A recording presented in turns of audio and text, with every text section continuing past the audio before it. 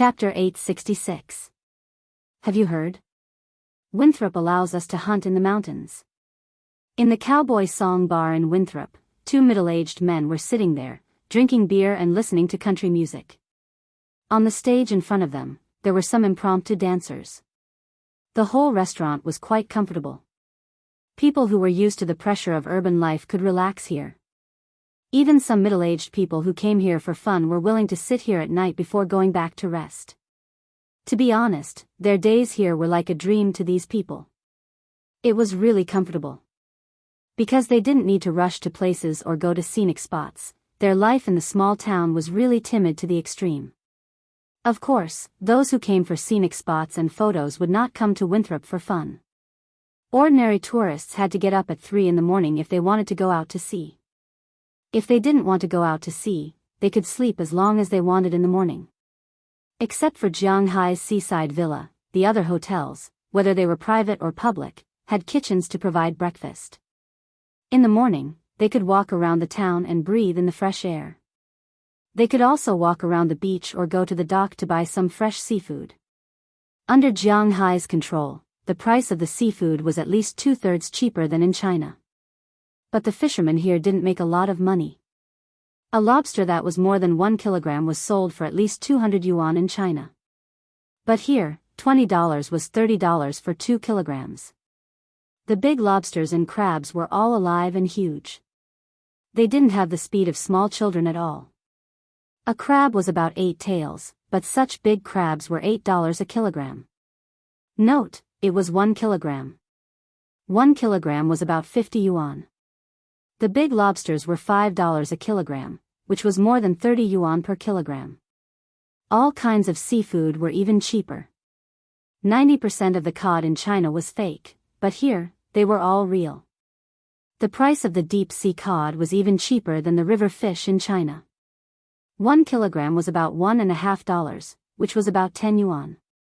Even so, the fishermen still made more than 30% more than what they sold to fishing companies. Therefore, for some foodies, this was heaven. The beef was ridiculously cheap and the quality was good. In China, steak had to be eaten with pasta. Because it was not enough, here, they could eat as much as they wanted at the same price. Of course, they didn't eat the beef in Jianghu's manner, but ordinary beef. But that was enough. Zhang Dihai saw the business opportunity here, so he specially asked Jianghu to rent a shop in the small town to sell goods from Wuxia. Among other things, the seasonings were quite popular. It could be said that as long as one came to Winthrop to play, the food would not be bad. 99 out of 100 people had to be satisfied with the food to not ruin Winthrop's reputation. All kinds of expensive seafood sold in China were sold at half price or even 1/3 of the price here. Beef that was popular in other countries was sold for only $5 here. Other than eating, there were also many people who came to play here. There were a lot of women walking around the town's commercial street every day. American clothes of good quality were cheaper than those sold in China. Famous brands had no tariffs and were much cheaper than those sold in China. These people bought cosmetics, computers, clothes, and even some food. After lunch, the men could go to the shooting range to play with guns in the afternoon. They could go to the racecourse to ride horses, or swim at the beach. Everyone could also go to the orchards to pick vegetables, participate in the farms and ranches, and order fresh milk the next morning. It could be said that for a place to rest and recuperate, Winthrop's reputation in China was not ordinary. It was the off-season now. Because winter was coming, the flow of people decreased. However, there were still about 100 people coming to Winthrop every day. If it was summer, during the summer holidays in China, the flow of people here would be considered small if it doubled. Winthrop was so good, so the businesses in the small town were also very good. The business of the two oldest bars in the town was extraordinarily good. Cowboy's Song and Sea Warrior targeted different customers, but they both made a lot of money. Compared to the first time Jianghu came to Cowboy's Song, the decoration here was much better than the last time Jianghu came here. In the past, when Jianghu and the others came here, there was nothing but 2 billiards cases. After all, the cowboys who came here didn't like to play billiards. But now, there were 4 billiard tables. There were also some darts in the distance, and there was a counting device next to them. Big sofas and good seats were available here. At the same time, there were many Wuxia students walking around in the crowd as waiters. Directly opposite the bar, there was a stage. Old Tony had specially invited a country band to perform here every night from 6 o'clock to 10 o'clock at night. It brought a different feeling to this small bar. Of course I've heard about it. You know, the family I live in is a hunter. Hee, as I said, this place relies on tourism to make money. How could they give up such a good project? After taking a sip of the dark beer in front of him, a middle-aged man opposite the man who had just spoken said with slight disdain. You don't know, I came here last year. At that time, there was a deer disaster here. I saw the townspeople here carrying guns and cannons to kill deer outside. I was so excited. At that time, I said I wanted to go with them, but those Americans were not at ease with letting us carry weapons. They were probably afraid that we would cause a revolution here. Seeing that he had attracted everyone's attention, the middle-aged fat man said with a smile.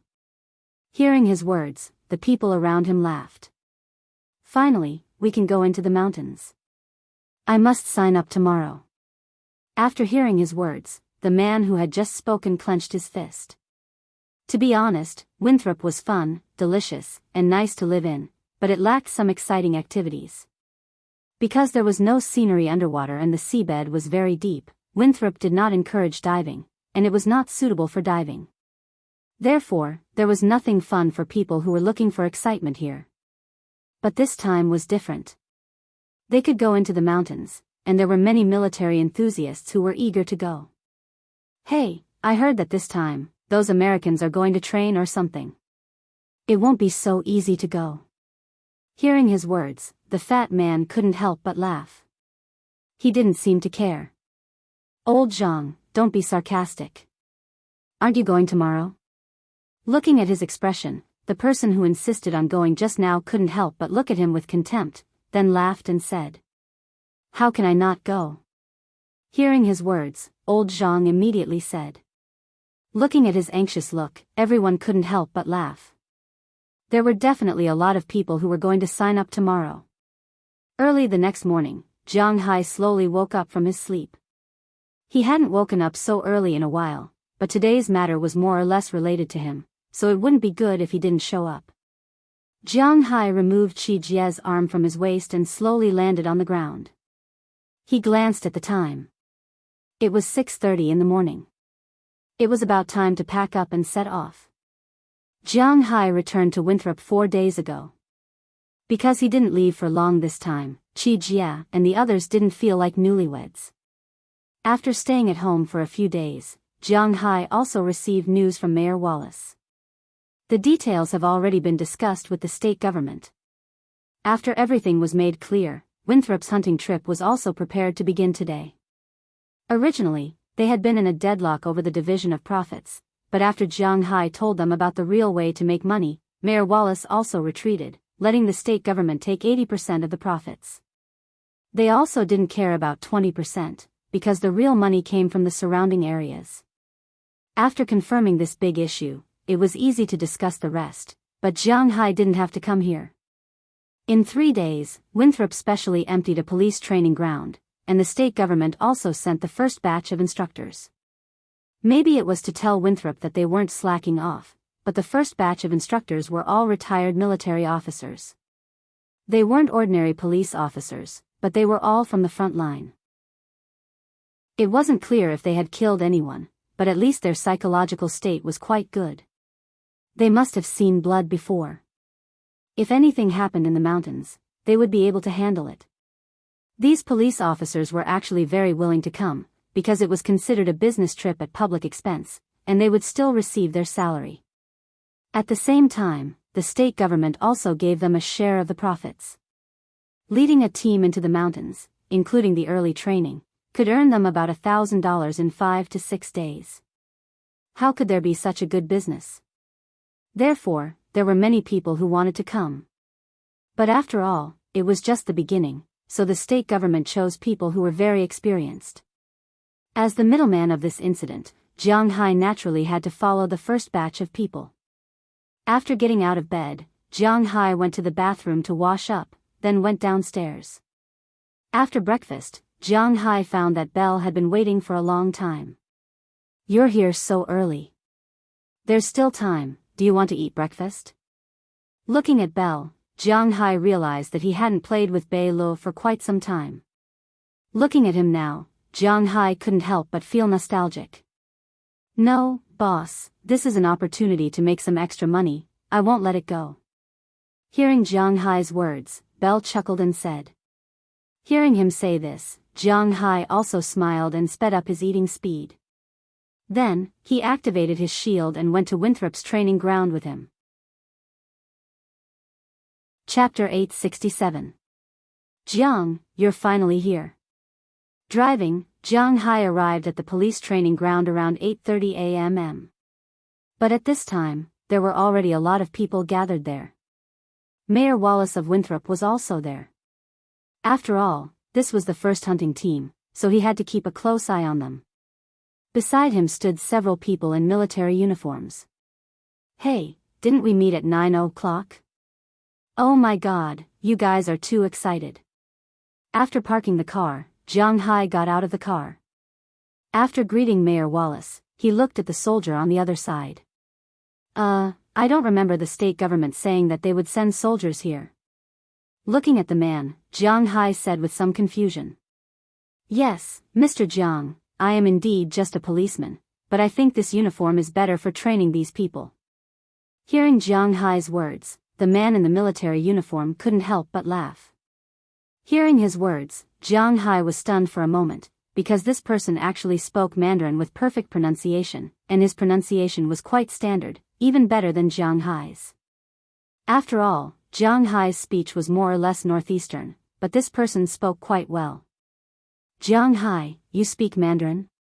Shaking hands, Jianghu also introduced himself, although he felt that this person should know him. "I know you, Mr. Jiang. My name is Roga Decat. I used to study in Wuxia. No, I stayed there for 4 years, so I know a little bit of Wuxia's Mandarin. My team and I will be training these tourists." Hearing Jianghu introduce himself first, this person also said seriously. Hearing his words, Jianghu also nodded. "Can you explain in detail the training content?" After getting to know each other, Jianghu followed them to the training ground inside. Jianghu was still very curious about these people's training methods. "We currently have 5 days in the mountain.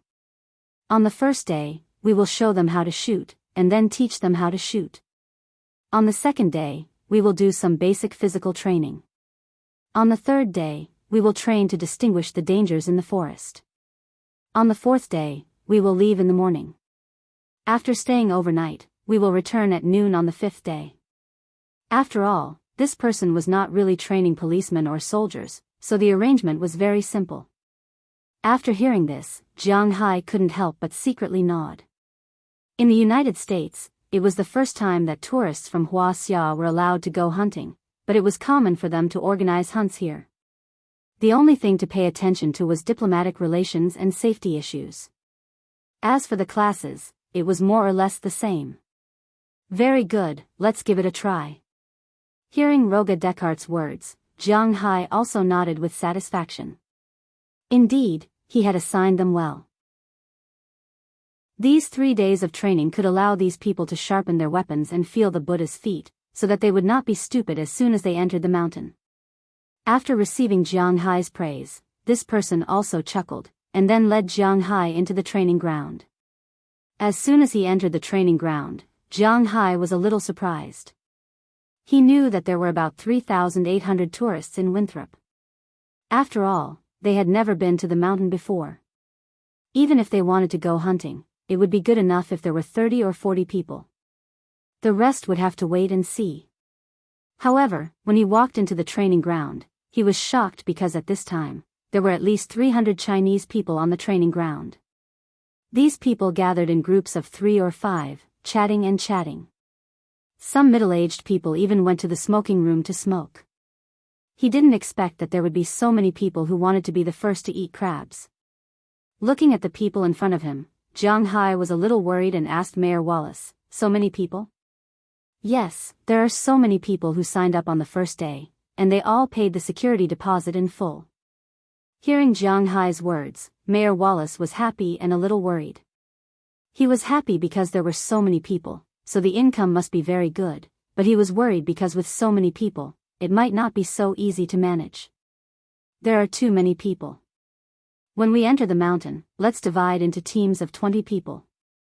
Glancing at so many people, Jianghu had to overturn his idea and said to Mayor Wallace. They had to study and divide the road into several entrances. This way, several teams could enter the mountain together, but that was a matter for the future. Fortunately, they still had 3 days to allocate the teams. It seemed that the people sent by the state government were far from enough. "Hey, Jianghu is here." Seeing Jianghu and the other 3 people walk in, many people pushed their friends next to them and then pointed at Jianghu in the distance and said. None of them were unfamiliar with Jianghu. After all, it was impossible not to know about Jianghu in Winthrop. Jianghu, a Chinese person, had a higher status here than Mayor Wallace. Therefore, almost all the tourists knew about Jianghu and knew that this guy was rich. They also knew that this guy was definitely not someone to be trifled with. "Do you think we can get money if we kidnap him?" Seeing Jianghu walk in, a few young people laughed and said. These guys were rich second generations in China, but they were not the top ones. Of course, they were just joking. I advise you to give up on this idea. Don't joke around. I heard that Jianghu's strength is terrifying enough. Most importantly, do you see the person beside him? Everyone in the town knows him. That person is called Bell Lester. He's from the Triangle State. Hearing this person's words, the person next to him laughed disdainfully and then pointed at Bell, who had been standing guard beside Jianghu. He was also the only bodyguard around Jianghu that everyone knew. Is the Triangle State very powerful? Hearing his words, the rich second generation said disdainfully. Isn't the Triangle State very powerful? Hearing what he said, the other people looked at him and said. Tisk. Hearing these people's answers, the rich second generation couldn't help but snort. Just as he was about to say something, he felt a hand on his shoulder. He looked back and found that Jianghu was standing behind him, looking at him with a smile. Looking at Jianghu's smile, the rich second generation couldn't help but be shocked. Hee, I'm just making sure. Brother Jiang, do you smoke? Looking at Jianghu, the rich second generation smiled awkwardly, then took out a box of soft cigarettes from his pocket and asked Jianghu. Smoking is harmful to your health, but you have to gather. Hearing his words, Jianghu shook his head and said to him. Then they walked to the middle of the field. At this time, many people had gathered. About 10 minutes later, the rest of the people also came over. When they came over, they didn't stand but just huddled together. Even in the eyes of the U.S. military, which is not strict with military discipline, these people are too lazy. Then I'll start. Although he was a little dissatisfied with the laziness of these tourists, after all, he was not here to train them to be soldiers, so Roca Decatur didn't care too much. After saying a few words to Jianghu and Mayor Wallace, he walked to the front of the crowd. Everyone looked at the big man coming out and subconsciously stopped talking. Hello, soldiers. My name is Roca Decatur. From the next 3 days, I will be your instructor. I will teach you how to live in the forest, what you can and can't touch, and what you can and can't touch. I will not teach you the correct shooting posture. Otherwise, with the gun in your hands, you may be in more danger than if you don't have a gun. Looking at the people in front of him, Roca Decatur began to speak clearly. Hearing the familiar Mandarin, the people here were a little confused, but it was good that they could understand. Do we really have to train here for 3 days? In my opinion, just give us an M16 each and we can go into the mountains for a round. Do we still need to train for hunting? After Roca Decatur finished speaking, someone had already started talking. For most of the tourists, going into the mountains to hunt was a very enjoyable thing, but they were not willing to learn here for 3 days. Facts had proven that most people were not willing to go back after leaving the school. Let me correct your 3 problems. First, you don't have an M16. You can only use shotguns, and old-fashioned rifles. Second, if I let you go into the mountains now, I estimate that at least 30% of you will not be able to come back alive. Third, in the future, please say that you are an instructor. If anyone still has such doubts, please don't say it out loud. If you don't follow these rules, you still have a chance to get your money back. After you start training, you won't have such benefits because other than the deposit, all other expenses will be deducted directly, Roka Decatur said seriously after listening to this person's words. Hearing this person's words, most of the tourists looked at each other, although they did not care about what Roka Decatur said. However, they also knew that it was better to learn more in these 3 days. There were still some people who were smiling mischievously. In their eyes, he had come here and spent money, and this was God. How could these people still want to train God? Looking at these people, Jianghu sighed. Why did he allow these people to go into the mountains in the first place? It must be a joke. It was not worth it to lose Winthrop's reputation for this little bit of money. Thinking of this, he could not help but look at Mayor Wallace. He wanted to see if he should directly stop this hunt. However, Mayor Wallace smiled and looked at Roka Decatur, who was still standing there. He believed that this man would have a way. After all, he had heard about this man's past. Chapter 868. I'm so tired. After returning to the lodging house, Zhao Zhan couldn't help but cry out. He didn't eat his favorite food, nor did he take a shower. He just lay on the bed and wanted to sleep. Looking at him, his wife couldn't help but walk over and look at him with some heartache. Zhao Zhan was already 55 years old this year. In China, he was considered a bit older than middle-aged people. Currently, he was working as an engineer in a state-run construction site. In their generation, engineers who had the qualifications to build a company were very popular. Even managers who were sent out to work would need a company's experience. And people like him who worked as an engineer in the head office naturally had a lot of benefits. For example, when he went down to patrol, the local authorities gave him offerings, and some suppliers who cooperated with the group gave him offerings. Giving gifts was also a microcosm of Wuxia's civilization. It was an indispensable part. Zhao Zhan was a soldier when he was young, and he was a scout. In the era where there were no special forces, scouts were equivalent to special forces, so he had always liked guns and cannons.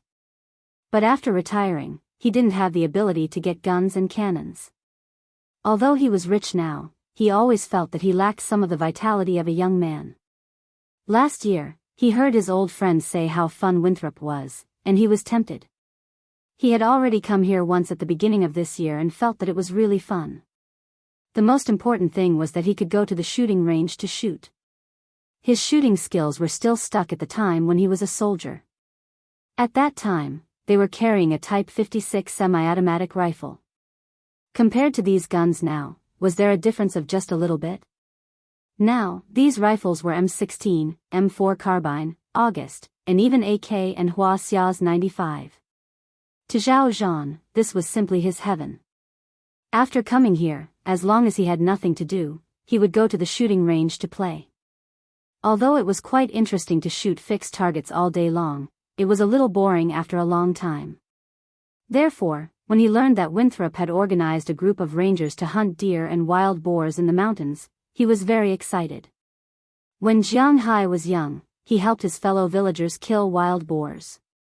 At that time, wild boars weren't classified as second-class protected animals. They were harmful. At that time, the 4 pests referred to flies, mosquitoes, cockroaches, and rats. There was also a saying that the 3 pests referred to wild boars, sparrows, and rats. At that time, they killed a lot of them. Even when Jianghu was young, people often used bird nets to catch birds in the forest.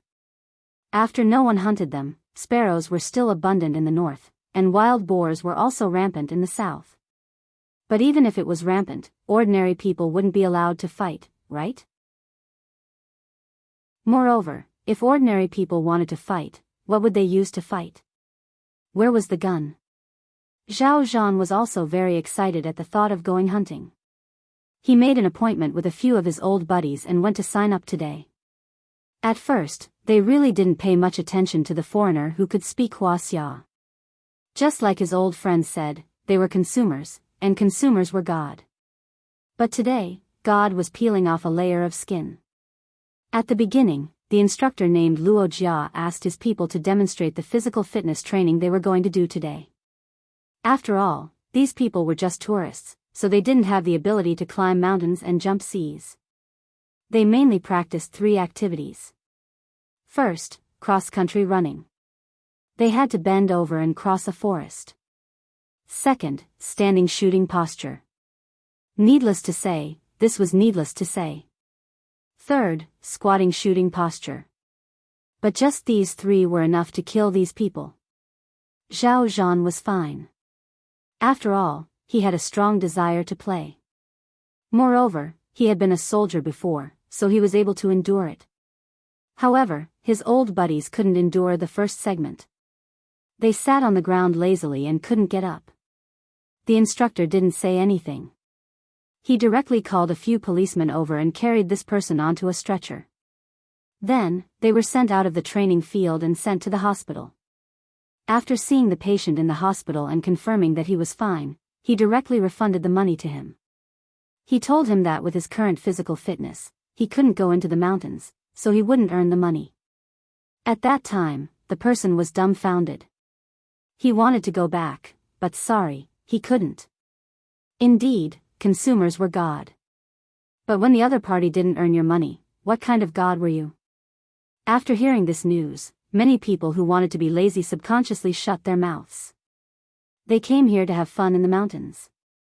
In the end, they were chased out. Not only could they not go, but most importantly, they were embarrassed. Wuxia people cared most about their face. Losing face was more important than anything else. Many people had been telling themselves that they had endured the pain. However, even if the amount of training was very low, it had exhausted most of their physical strength. Like Zhao Zhan, there were many people who had gone home. Today, the business of the bars was much worse. Looking at her husband's appearance, Zhao Zhan's wife felt distressed and helpless. Look at how old you are. Why are you still acting tough? It's dangerous to go into the mountains. Otherwise, I don't think you should go in. Looking at Zhao Zhan, his wife massaged his sore arms and said, "It would be strange if he wasn't tired after carrying a gun for a whole day. No, it's not like you don't know how rare this opportunity is. We are going to the forest to hunt deer and wild boar. If we send these photos back, old Li and the others will be envious. I heard from little Jiang that if we hunt a deer, we can cut off its head. Then, he will let the Native Americans make it into a specimen for us. We can bring it back to China and display it in my study room. TSK, just thinking about it makes me crazy." When he heard his wife say that she was going to give up, Zhao Zhan, who was lying on the bed, suddenly became energetic. Then, he said with a serious face. In the end, he even felt a little happy. "Then you go. It's a good opportunity for you to exercise." Hearing her old man's thoughts, Zhao Zhan's wife couldn't help but sigh. This guy, he is so fat and he wants to hunt deer? It's more likely that he will be beaten by deer. Hey, you don't understand. By the way, hurry up and buy me a set of camouflage clothes, a helmet, a tactical vest, and military boots.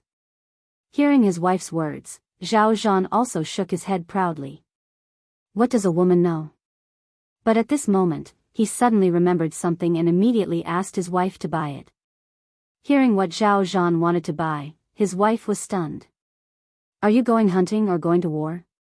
Looking at Zhao Zhan, his wife couldn't help but ask, not knowing whether to laugh or cry. Hey, don't worry about that. Go, these Americans are lazy. It won't take long for them to close. Seeing that his wife didn't want to move, Zhao Zhan was also a little anxious and hurriedly said. Under Zhao Zhan's urging, his wife reluctantly left the house and borrowed the resident's bicycle and rode to the town.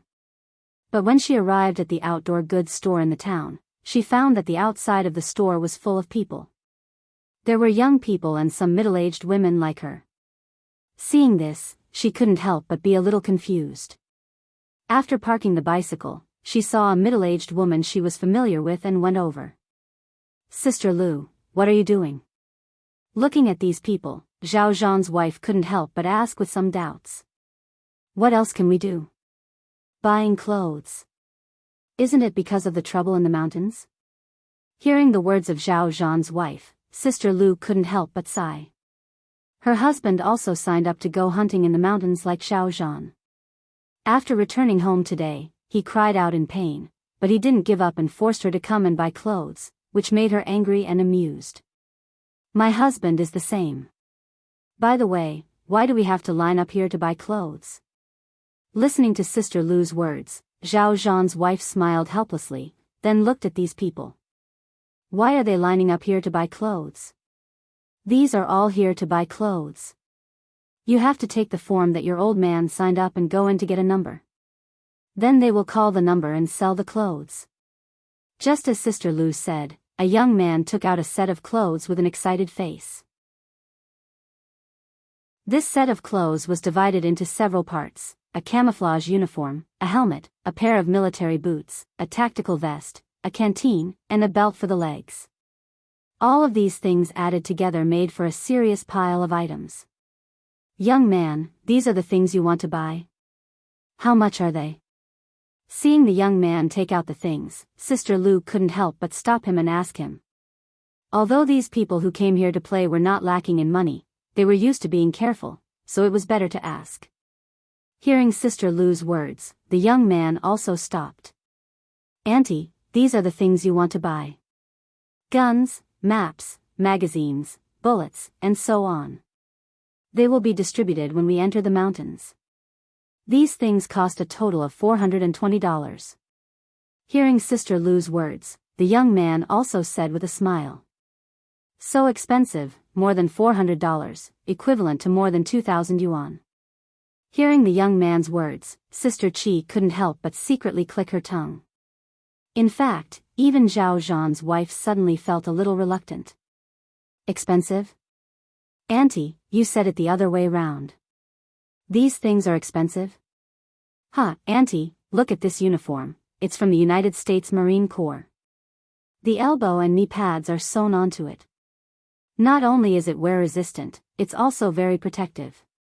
Most importantly, it's not too hot to wear and breathes. Just this uniform alone is worth at least 3,000 yuan on some domestic military forums. The helmet, tactical vest, and military boots are all the most authentic military products. I just checked on the internet and it's less than 8,000 yuan in the country. Don't even think about it. I just posted it online and someone already offered 8,300 yuan to buy it. If it wasn't for the fact that one person is limited to one set, I really want to buy more."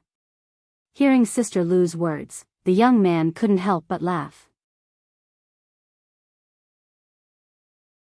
Chapter 869. This Luo Jia has some skills. Jianghu couldn't help but say to Belle, who was beside him, as he looked at the people on the field. He originally thought that these unruly people would cause some trouble, but now it seemed that the state government and Mayor Wallace had their reasons for believing in Luo Jia.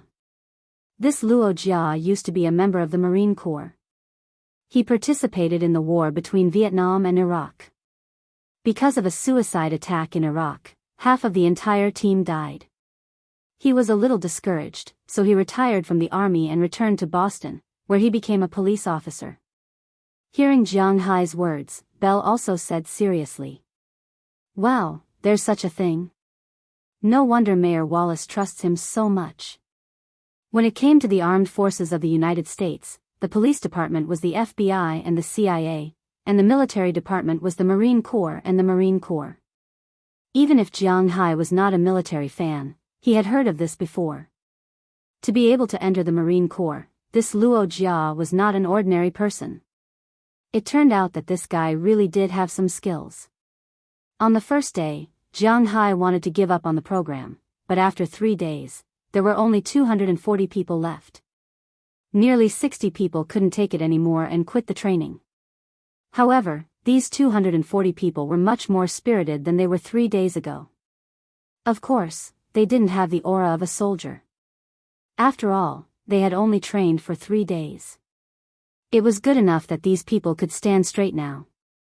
And these 240 people were all wearing the camouflage uniforms that Jianghu and the others entered. Jianghu didn't lie to them. These clothes were indeed military products. The United States was different from China. In China, military products were not so easy to see. This was because most of the things were mainly for the military. In the United States, the military and civilian industries were actually mixed together. The American arms giants all appeared in the world in the form of companies. If the military wanted something, they would put forward an idea. For example, if the military wanted to fight in the desert, underwater, cold weather, and so on. After the request was made, these arms companies would go back to their own companies to research. They would not go to the National Academy of Sciences or something like that. When the deadline was up, they would bring out the research results. If the military picked something, it would be a jackpot. It was as simple as that. In addition to supplying the military, this company also sold to the outside world. For example, the civilian version of those firearms. Who do you think produced them? These military uniforms were exactly the same as those of the United States military. The only difference was that Jianghu didn't have epaulets or collar badges. With these, he was actually a real soldier. The camouflage uniform, belt, military boots, tactical vest, leggings, and water bottle were all fitted according to the standards of the Sea Nation Marine Corps. Moreover, they were the latest AR camouflage. After 2 days of showing off in China, this set of clothes had become very popular. The price had been raised to nearly 10,000 yuan per set. However, it only cost $420 to buy it here. Of course, $420 was enough for Jianghu and Winthrop to make a lot of money. Because Jianghu bought these clothes in bulk, each set only cost $160. The rest was profit. Jianghu was making money, and the tourists were happy. That was enough, wasn't it? These days, many people came to Jianghu to say that they wanted to buy a few more sets. However, Jianghu was using muscle marketing. If they didn't sign up, they couldn't buy it. As for the 60 people who didn't insist, they would rather give up the $150 registration fee and buy the clothes. As for the first batch of people who didn't sign up, they were also rubbing their hands and waiting for the second batch. Today was the 3rd day of training for these people. Tomorrow, they would enter the mountains. Therefore, Luo Jia wanted to teach these people what they could and couldn't touch in the mountains. Apart from snakes, spiders, and centipedes, which were obviously poisonous, ordinary lizards couldn't be touched. In addition, there were many plants that couldn't be touched. For example, there were many common plants in China: manjushri, balsam, wheat, flying swallow grass, 8 immortal flowers, evening dew, lily of the valley, and so on. Even morning glory was poisonous. Its stems, leaves, and flowers were all poisonous. The most poisonous was its seeds. If you accidentally ate them, you would vomit, have diarrhea, have bloody stools, urine, and so on.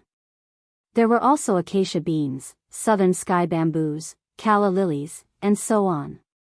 These were all poisonous. If Luo Jia didn't say it, even Jianghu wouldn't know, let alone these people.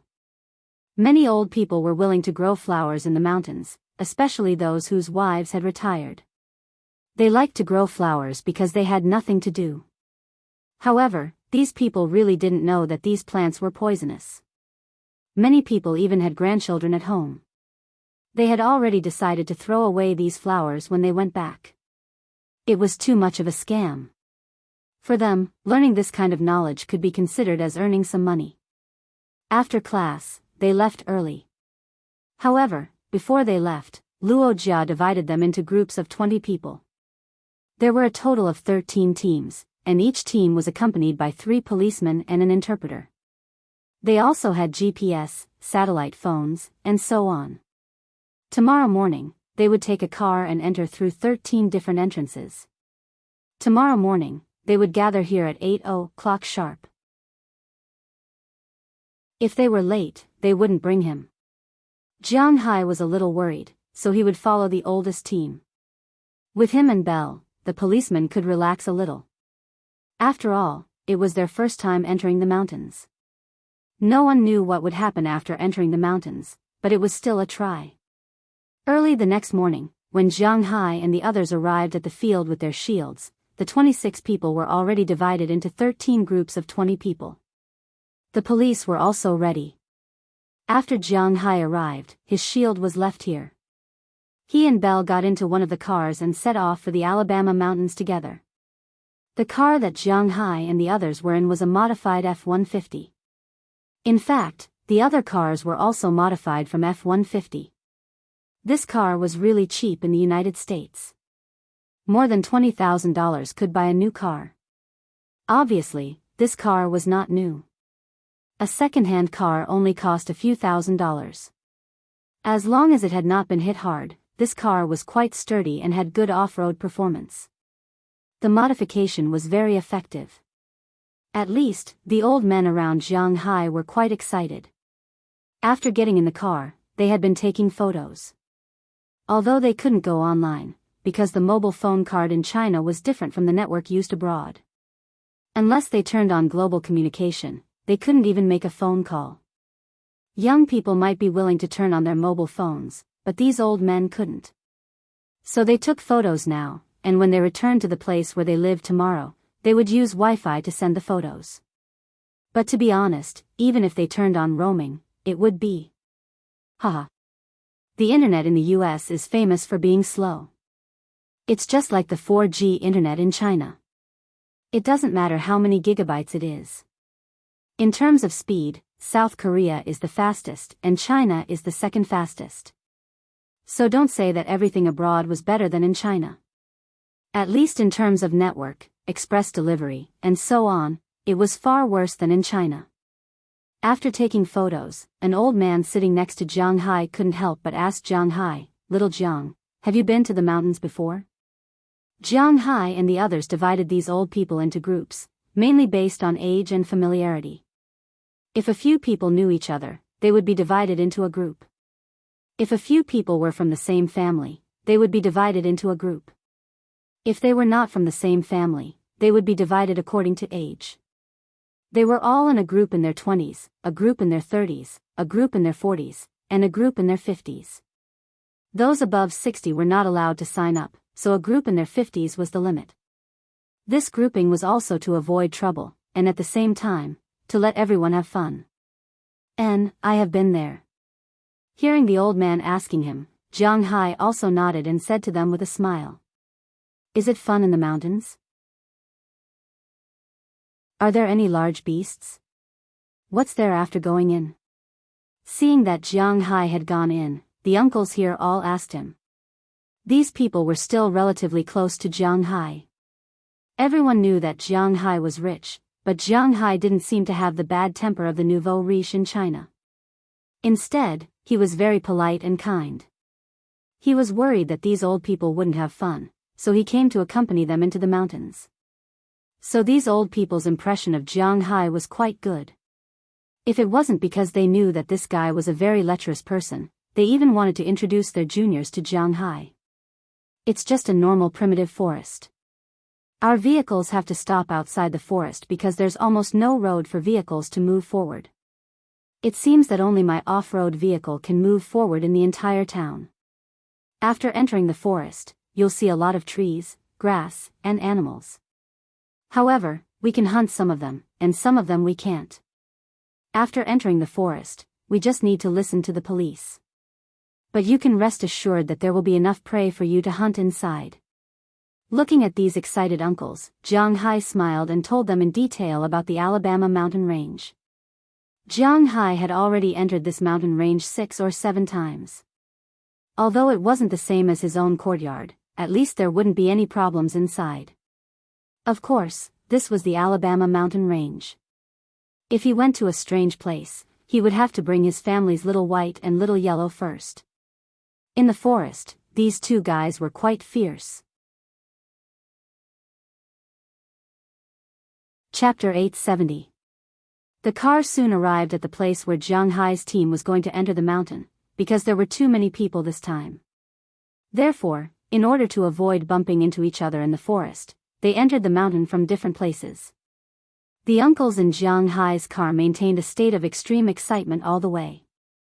When the car stopped, they also became excited. Next, we are going to enter the mountain. Everyone, come and get your equipment. After the car stopped, Jianghu also got out first. After translating the words of the four people sitting in front, the uncles also lined up and walked over. Before entering the mountain, they had already applied for the guns they needed.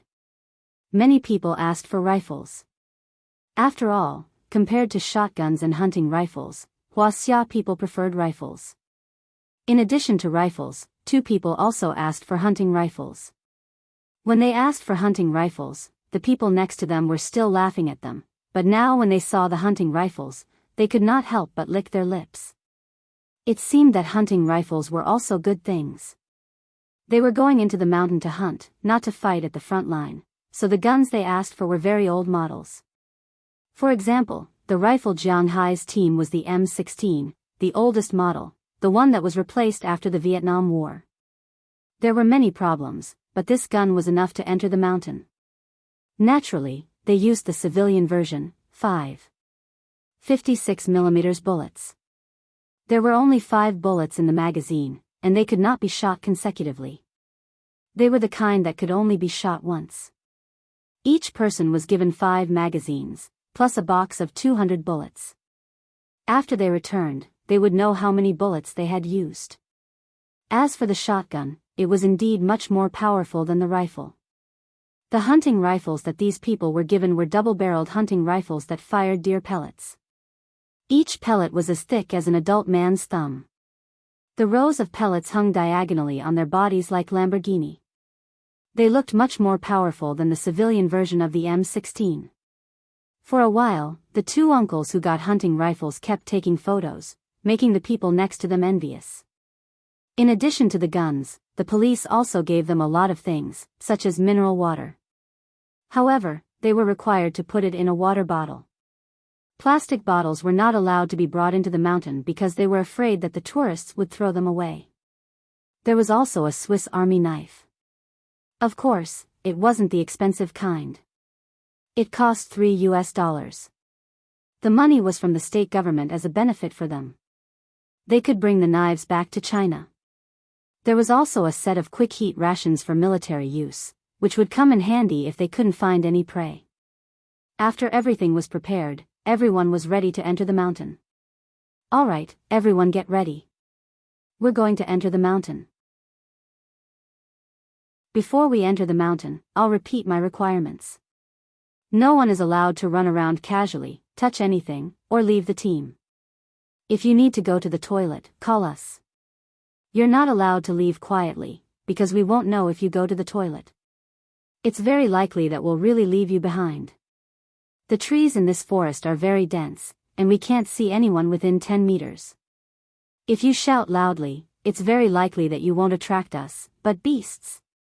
Looking at the uncles in front of them, the police officer who was sent in front of them had been explaining the rules with the help of an interpreter. After hearing the man's words, the uncles couldn't help but nod, indicating that they understood. After seeing that they almost understood, the police also led the team into the forest. Jianghu and Belle were at the back to prevent anyone from falling behind. Walking into the forest, the uncles were so nervous that they didn't talk much. Indeed, the forest on this side of the Alabama mountains was very scary. Because of the lush vegetation, as soon as they entered the mountain, they basically couldn't see the sun. There was a kind of gloomy feeling everywhere. There were thick straw mats under their feet. These mats were made of withered grass and fallen leaves.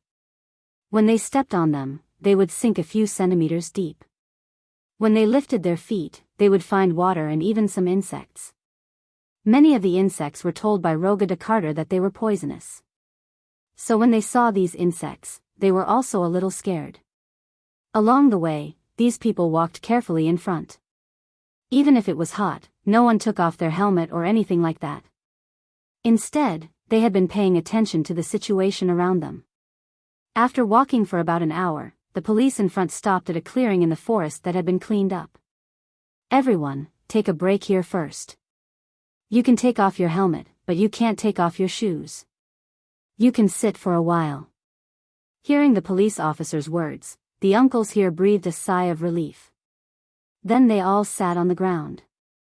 They finally understood why they had to do 3 days of physical training first. Otherwise, they didn't know how many people would fall behind on the road ahead. They used to climb mountains in China, but the mountains in China were completely different from the ones in the Alabama mountains. There were roads made by people. Even if it was a dirt road, it was actually not very difficult to walk. But here, there was no road at all. In the forest, there were deep and shallow steps. If they didn't go through training, they would be lucky if they didn't get sprained. However, although they felt a little tired, they felt that it was worth it. This experience was enough for them to brag about when they went back. Next, we will enter the depths of the forest. This is where we will be hunting. Because most of the animals here are protected, I will not allow you to shoot as you wish. If you discover a herd of deer or wild boars, I will call you. Only then can you hunt. You are not allowed to shoot other animals. If you insist on shooting them, that is fine. But the United States is the same as China. If you shoot wild animals, you will be sued. Looking at these uncles sitting here, the police officer in front couldn't help but say to them. After hearing what the police officer said, many uncles who had other thoughts couldn't help but restrain their thoughts. If they only had a problem with Winthrop, then it would be fine. If they were sued in the United States, then the loss would outweigh the gain. After resting here for half an hour, everyone set off again. They had to rush to a small stream to rest at noon. If they didn't leave now, it would be too late. Although this team was a team with preferential treatment, they couldn't be too slow, right? After walking for almost an hour, at around 11:00 in the afternoon, they arrived at the place where they were going to camp. The stream wasn't wide, but it flowed very fast. Jianghu glanced at it and saw that there were no fish in the stream. It seemed that they had to go to the forest for lunch. After removing some gravel and sprinkling insect repellent, the police officer led everyone to a place where they could eat lunch temporarily. Then the police officers set up 2 shelves with pots that could be used to cook things. Seeing that they were done, Jianghu also told 2 of the police officers that he and Bell would bring another police officer to hunt. After that, Jianghu and the others were about to leave. But before leaving, the uncle who had been talking to Jianghu stopped Jianghu. "Little Jiang, are you going to go hunting?" Looking at Jianghu, the uncle said with a face full of excitement. I'm going to get you some food." Hearing the uncle's words, Jianghu also nodded. There was nothing to hide. "Can we go with you?" When he heard that Jianghu was really going hunting, the uncle here asked him eagerly. Hearing his words, Jianghu's first thought was to refuse, but after thinking about it, it seemed that it didn't matter. "You can go, but you can't take a gun, and there can't be too many people." Looking at this man, Jianghu thought for a moment and said, Okay, just me." Seeing that Jianghu agreed, the uncle here couldn't help but laugh. Then he went back and gave the gun to a person he was familiar with, and then followed Jianghu into the forest. "Little Jiang, I didn't find any wild animals along the way. Is it reliable?" Following Jianghu, the uncle here said. Hearing his words, Jianghu also patiently explained to him. "This is just the periphery, belonging to the buffer zone between wild animals and humans. After this stream, you will be in the real mountain, so there are not many wild animals, plus there are too many of us. Some animals see us from afar and flee into the mountain, so except for birds, you can't see anything." Jianghu looked around and explained to the uncle. Just now in the car, this uncle's name is Zhao. He is an engineer in China and used to be a soldier. His foundation is not bad. Hearing Jiang Hai's words, Zhao Zhan said, "Oh," to show that he understood, but at this moment, Jiang Hai suddenly waved his hand and motioned for everyone to stop. Then he took out a metal cube from his backpack. As Jiang Hai's hand shook, the metal cube instantly became a metal bow. This is the bow that Jiang Hai specially ordered a while ago. The maximum pulling force was 320 pounds. Most people wouldn't even think about it. It was terrifying. Arrows could be shot up to 500 meters away. Of course, if they were shot that far, they wouldn't be accurate. However, at a distance of 300 to 400 meters, the lethality was still quite high. Seeing Jiang Hai take out the bow, Zhao Zhan also stopped talking, but he has been looking around and didn't find any prey. However, Jiang Hai slowly took out his own retractable arrow and placed it on the bow. After aiming, he instantly pulled the bow to its limit and shot the arrow horizontally. The arrow flew past, and not long after, the bushes on the other side exploded. Screams continued to ring out. Jiang Hai and the others also quickly walked over through the grass. Walking to the front, Zhao Zhan saw a big bird with its mouth pierced through. It was lying on the ground struggling, and the blood kept flowing out, making it have no strength to stand up again. But it is worthy of being a wild animal. It has lost so much blood, but it is still not dead and has not given up. Its vitality is really strong. Chapter 871. This bird is really big. Looking at the big bird that was still fluttering on the ground, Zhao Zhan couldn't help but rub his hands and said with some surprise. Hearing Zhao Zhan's words, Jiang Hai also smiled, then walked to the front of the big bird and directly twisted the big bird's neck, then pulled out the arrow, wiped it, and threw it into his backpack. "Let me do it." Seeing that Jiang Hai was about to take the big bird, Zhao Zhan immediately came over to greet him. He wanted to help Jiang Hai carry the bird. Jiang Hai didn't mind, so he handed it over to Zhao Zhan. But as soon as Zhao Zhan touched the bird, Zhao Zhan was shocked. He saw Jiang Hai carrying the bird with one hand and thought that the bird was not heavy. Indeed, the bird's weight was quite deceiving. Because the feathers on the bird's body would expand, it looked very big, but in fact, it was not that big after the feathers were removed. Another reason was that most bird bones were hollow, because this was conducive to flight, so a bird with a big skeleton may not be heavy. But unfortunately, Zhao Zhan didn't know what this bird was. When he held it, he couldn't help but be shocked. This is a wild turkey. It is already an adult. It seems to be 25 kilograms, about 50 kilograms. "Uncle, if you take it back, you probably won't be able to walk in the afternoon." Looking at his appearance, Jiang Hai also smiled and then took the bird back. Seeing Jiang Hai take out the wild turkey, Zhao Zhan couldn't help but smile awkwardly. But soon, he had the idea of taking a photo. He had seen this wild turkey after coming here. Because many ranches and farms in Winthrop Town would raise this thing. Americans really like to eat wild turkey, just like how Northerners like to eat dumplings. As long as it was a new year, they would eat wild turkey here. They would eat it for Thanksgiving, Christmas, Easter, and New Year's. Well, in fact, they had nothing to eat except wild turkey, but it had to be said that wild turkey was really popular in the United States, but Wuxia people came to eat this thing for the novelty. Because Wuxia people were more accustomed to eating chickens from Wuxia. The meat of these chickens was more tender and more flavorful, and although wild turkey was thinner, it was also very hard and not very good for digestion. So Zhao Zhan and others had seen wild turkey before, but it was the first time they saw wild turkey. Wild turkey was like an enlarged version of a turkey. Generally, domesticated wild turkey could grow to 10 kilograms, which was about 20 kilograms. However, the wild turkey could grow up to 30 kilograms, and it could fly. Moreover, it was particularly fierce. Otherwise, these chickens would have been eaten by carnivores a long time ago. They couldn't run fast or fly high because of their granny appearance.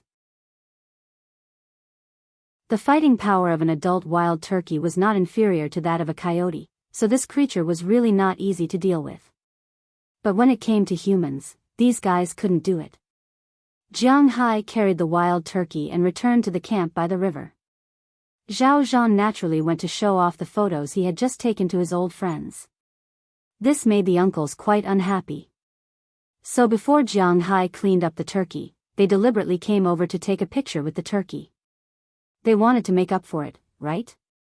After taking a picture, Jianghu cleaned up the wild turkey.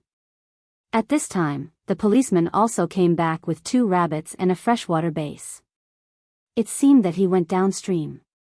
After cleaning up the wild turkey, the rabbits, and the base in the small stream, there was no good cooking method here, only boiling and roasting. The 2 rabbits and turkey legs were roasted, the fish and chicken were boiled, and 2 pots of fish soup were made. The chicken inside was enough for everyone to eat. As they applied the seasonings they brought, the aroma of the meat began to hover in the campsite. Zhao Zhan and the others also had a big appetite. After a while, the meat was ready, they also had a good meal. After eating, they cleaned up the garbage here and buried the leftover bones in the soil. After a rest, Jianghu and the others continued to move forward. After crossing the stream, even Zhao Zhan and the others clearly felt that there were a lot more wild animals around, and they were not so afraid of people. From time to time, some birds on the branches would look at them. In the distance, some rabbits, wolves, and foxes would flash by. At first, everyone was very surprised. They had seen rabbits before, but wolves and foxes were wild, and not many people had seen them before. They were curious and scared. Although it was just a coyote, about the same size as a rural dog, it was a wolf after all. An uncle took a picture of a coyote, but he was proud of it for a long time. This was a pure wild one. However, before entering the mountain, Roga de Cat had said that all the carnivores in the Appalachian Mountains were protected species, and they were not allowed to hunt. If anyone dared to hunt them, they would be kicked out of the team and sent back to Winthrop. Moreover, they would be sued. Therefore, they just looked around and sighed. The environmental protection in the United States was really good. As they walked, they looked around. It was about 3:00 in the afternoon. Just as the policeman in front was about to take them to set up camp, the policeman in front suddenly waved his hand and everyone stopped. Then he motioned for everyone to walk slowly. Looking at his movements, although the uncles here did not know what was going on, they all bent down and walked slowly to the front. Not long after, they came in front of a patch of grass. Jianghu also looked into the distance. Sure enough, there was a herd of deer. When Jianghu looked over, Zhao Zhan and the other uncles also saw it. In an instant, they were trembling with excitement. Although they were going into the mountains to hunt, they couldn't say for sure if they would be able to hit it. However, they were able to touch it. This was also a good opportunity. This herd of deer was not small. Zhao Zhan and the other uncles also saw it. It was mainly made up of white-tailed deer, and there were also reindeer, moose, and elk. These deer might have been too comfortable at this time, so they did not notice that there was a group of people lying in the grass in the distance, aiming at them. There are about 60 deer in this herd, and 40 of them are adults. Our target is the adult deer. If we kill the youngest deer, we are not responsible for cutting off the head and transporting it, so it is useless to kill the youngest deer. Now, let's divide the deer. Don't get mixed up later. Looking at the deer in front of them, the interpreter also translated the leading policeman's words. Hearing the policeman's words, although the uncles here were nervous, they slowly calmed down and waited for the distribution. Soon, each of the 20 people was given a deer. Of course, it was also according to their wishes. Some people wanted the white-tailed deer because its antlers were very beautiful, just like the sika deer. It was the kind that was forked, the kind that had a big sharp fork. Some people wanted the reindeer, and some wanted the moose. The reindeer's antlers were also forked, but much wider, like a large piece of coral. The moose's antlers were a large piece of root, and then there were sharp thorns on the top. It could be said that they were quite unique. But no matter what kind of antlers it was very difficult to find them in China. Here, they were lucky. The 20 people here divided the deer. Jianghu and the policeman naturally had no interest in these things. With the policeman's order, they fired. The 20 people also pulled the trigger, but unfortunately, they had only practiced for 3 days, or to be exact, 2 days. This level of accuracy was still quite unreliable. When the gunshots sounded, the deer over there were not stupid. When they heard the first sound, they directly jumped up and then fled in all directions. Seeing these deer flee, the people here did not care so much. They picked up their guns and began to shoot, but unfortunately, it was almost impossible to hit the running deer. Especially people like them who had not touched guns much. After 5 bullets were used up, they changed the magazine again. By the time they ran out of bullets, the deer had already run away. There were many deer that were shot, but basically, there were no fatal injuries. If they were not shot in the butt, they were shot in the back. These deer bounced away. Although these places hurt, they were not careless because these deer had already developed antibodies in their bodies. They would be fine after resting in the forest for a period of time. As for the more than 60 deer, only 3 of them were left behind. Yes, the 20 people fired at least 300 bullets, but only 3 deer were hit. It had to be admitted that this was a little embarrassing. Especially those who were holding rifles. Of the 3 deer, only 1 was hit by a rifle. The other 2 were hit by a shotgun. There was no other way. The deer were shot in a large area, and the rifle was only an eye. It was difficult to hit these deer. According to the previous allocation, the police still remembered who shot which deer. They had already said that the deer that were allocated were their own. After the shooting, no matter if the deer was shot by a person or not, the deer would be his. This also put an end to the possibility of stealing the deer. Looking at the owners of the 3 deer that had been marked and celebrating loudly, the people who didn't manage to hit the deer couldn't help but sigh helplessly. This opportunity had been placed in front of them, but they didn't grasp it. Who could be blamed for that? Looking at the police over there, they went over and bled the deer. Then, they sealed the things in the deer head first. When they returned, they would be specially made into specimens. It was not that there were no deer head specimens in the country, but they were all made of deer skin, bones, and stuffing. They were not real deer heads. But this thing was made of a real deer head. The 3 people over there were so excited that they did not know what to say. Looking at the 3 people over there, the other 17 uncles felt quite uncomfortable. It was a pity that they did not shoot the deer. Chapter 872. Little Jiang, do you think we still have a chance to hit a deer? At night, in the predetermined road camp, simple tents had been set up, and the guns of these uncles had been put away. A few bonfires were burning, and a fragrant venison soup was stewing on top of them. However, the atmosphere in the camp was at 2 extremes. One side was very high, while the other side was somewhat depressed. There is a chance. After we get up tomorrow, we will stay in this area until noon. There should be a chance to hit a deer. If we don't hit one by noon, then you can only blame it on your bad luck. Hearing Uncle Zhao Zhan's words, Jiang Hai smiled. He removed the root of a mushroom, cut it into several pieces, and then threw it into the soup pot. Don't think that Jiang Hai threw in an ordinary mushroom. This thing was actually a very expensive fungus. Its scientific name was Boletus. This thing was not cheap outside, especially this thing was wild. In addition to Boletus, there were also Hericium arenaceus, Matsutake, and so on. It could be said that along the way, Jiang Hai had picked a lot of delicious food. Smelling the venison soup in front of him, Jiang Hai had a little appetite. Unfortunately, the people around him sighed. In fact, it was understandable that these people did not hit a deer. After walking for a day, Jiang Hai and the others encountered a large herd of deer. There were about 60 of them. 20 people shot at 60 deer, but the result was that only 3 were hit. Seeing this result, Jiang Hai laughed. If they had not practiced for 3 days, they might not have even hit 3. But no matter who hit them, these 3 deer had their own masters. The police went up and cut off the deer's head, and then sealed it. After cutting off about 30 pounds of meat from the deer, they threw the deer's body into the distant forest.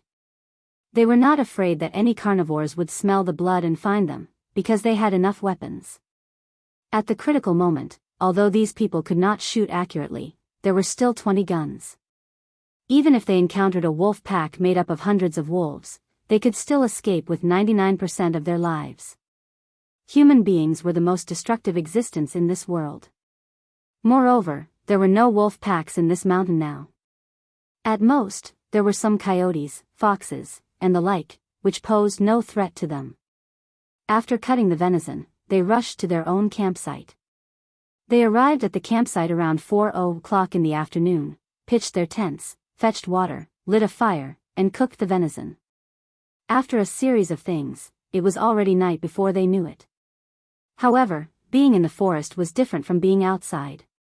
Here, the moon couldn't be seen. Everyone was sitting around the 4 bonfires, waiting for Jianghu to finish cooking. Zhao Zhan and the other uncles who had a good relationship with Jianghu came to Jianghu's side. The other 3 bonfires had people who had hunted deer and were bragging about it. Only Zhao Zhan's side didn't hunt anything. Sigh, it's really F***ket up this time. I clearly had a chance, I saw my bullet hit that guy's ass, but that guy was fine. Damn it. Hearing Jianghu say that there really was a chance, Zhao Zhan couldn't help but blame himself. Before they hunted, they always thought that hunting was actually very simple. Look at the prey, raise your hand, and shoot. After all, this was how it was played in TV dramas and movies. But obviously, this was not an easy thing. They were deceived. Animals were not stupid. Basically, even if it was an old hunter, if the first shot didn't hit the prey's vital point, then the possibility of catching the prey was very small. This was also why hunting had to be done with shotguns. The range of the shot was like a deer bullet. Maybe one shot would hit the prey's vital point, and then the prey would be left behind. Of course, the place where the prey was shot had to be dug out and thrown away because it was full of small steel balls. The meat there was already rotten and there was no way to eat it. If I had known, I would have chosen a shotgun. Hearing Zhao Zhan's words, an uncle next to him sighed and said, "If I don't hit it, I will sign up again after I go out." Hearing his words, another uncle next to him said seriously. Hearing his words, 2 other uncles couldn't help but agree, but more uncles sighed. They only came here to play for a week or half a month. These 5 days were almost wasted. If they came here for another 5 days, they wouldn't have enough time. If they wanted to hunt again, they would have to wait until the next time. But the question was, when would the next time be? You can't sign up after you go out. You have been in the mountains, and your physical strength has been overdrawn. It's just that you haven't recovered yet. After you go home, you have to lie down for a few days. It's impossible to sign up without at least a week's effort. Also, you may not have such an opportunity every year in the future. The autumn hunt is only held in autumn. As long as it snows, you can't enter the mountains. Spring is the time when everything recovers, and Americans don't hunt at this time. It's the same in summer, when the cubs haven't been born yet. Next year, you won't have the chance to see them again. Although this may be said to discourage these uncles, after thinking about it, Jianghu decided to tell the truth. Hearing that there may be no chance to go into the mountains in the future, Jianghu felt the pressure around him drop a little. Sigh. With a sigh, these uncles stopped talking. After dinner, they went to sleep. Jianghu and Belle also went to sleep. Naturally, the 3 policemen were on night watch. Jianghu was only there to help. It was a quiet night. Of course, from time to time, there were wolf howls. It was not clear if it would cause insomnia, but from the snoring in Jianghu's ears, it was estimated that very few people would suffer from insomnia. After walking for a whole day, these people were tired. At 6:00 the next morning, when the morning light shone through the gaps between the leaves and shone on the open space, Jianghu and the others had already gotten up. After washing their faces and brushing their teeth, the other uncles also got up one after another. Today, they could split into 4 groups and search around. This was also their last chance to hunt deer. After a simple breakfast, Jianghu and Belle led Zhao Zhan and the other 4 old men into the distant forest. Jianghu walked in front and Belle walked behind. The 5 uncles held their guns and kept shooting at the situation around them. Perhaps it was because their determination to hunt deer moved the heavens. After walking for about half an hour, Jianghu raised his hand and motioned for everyone to stop. He heard the sound of a large group of animals moving. Seeing Jianghu motioning for everyone to stop, Zhao Zhan and the others also stopped. Then, they stared at Jianghu without blinking. Jianghu quietly walked to the front. Then, under the cover of a big tree, he pulled open the grass and looked into the distance. He had to admit that their movements were really good. In the grass in the distance, there was a herd of deer. Just like what the state government said, the deer herds in the Appalachian Mountains were becoming a disaster. This place was not far from their campsite last night, but there was a herd of deer here. It had to be said that they were not timid. Jianghu glanced at it. It was still the same mixed herd of deer as yesterday, but there were fewer deer. There were only about 20 adult deer and a dozen young deer. Jianghu waved to Zhao Zhan and the others behind him. These people were also excited and slowly walked over with their waists bent. After pulling open the grass, Zhao Zhan and the others were excited. If they still thought that hunting was so simple yesterday, then they were much more careful now. Their hands holding the guns were slightly trembling. When aiming, aim at the neck. These rifles of yours, other than the neck, lungs, and heart, there are no fatal wounds. You can't see the lungs and heart. Don't think about hitting the legs. If you hit the thighs, they will be fine. If you hit the calves, you won't be able to hit them. When deer were eating grass, their legs were also moving. Because they had finished eating the grass, they had to move to eat another piece of grass. Naturally, they had to move. However, these people who had only practiced for 3 days wanted to hit the deer's legs from about 50 meters away. It was actually a joke. Their necks might not even be accurate. After hearing Jianghu's words, Zhao Zhan and the others nodded. Then, they half knelt on the ground, picked up their guns, and carefully aimed. After Jianghu finished distributing the deer to them, he saw that everyone was motioning for them to aim. Jianghu also ordered. Bang, bang, bang, bang, bang. Bang, bang, bang, bang, bang. A series of 5 gunshots rang out. At the moment of the first gunshot, the deer had already scattered in all directions. Zhao Zhan and the others continued to fire bullets. After emptying a magazine of 5 bullets, Jianghu helplessly discovered that not a single deer had been shot. Zhao Zhan and the others were quite helpless. What the hell is this? Zhao Zhan was quite helpless. The next time they went into the mountains, they would not use a rifle even if they were beaten to death. Who said that this thing was powerful? How could it be better than a hunting rifle? There's no other way this time.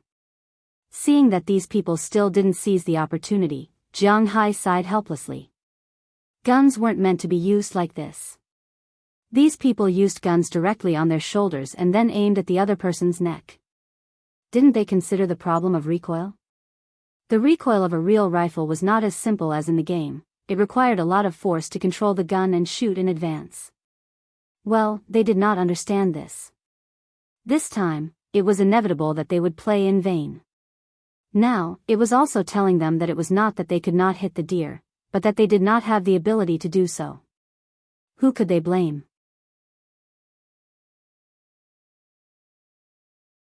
Chapter 873. At noon, after having a helpless meal, Jianghu and the others left the deep mountains and forests. Jianghu and his team were quite lucky. At least they encountered another herd of deer. Only one of the other 4 teams encountered a herd of deer, but it was only a herd of deer. There were less than 10 deer in total, and all of them were white-tailed deer.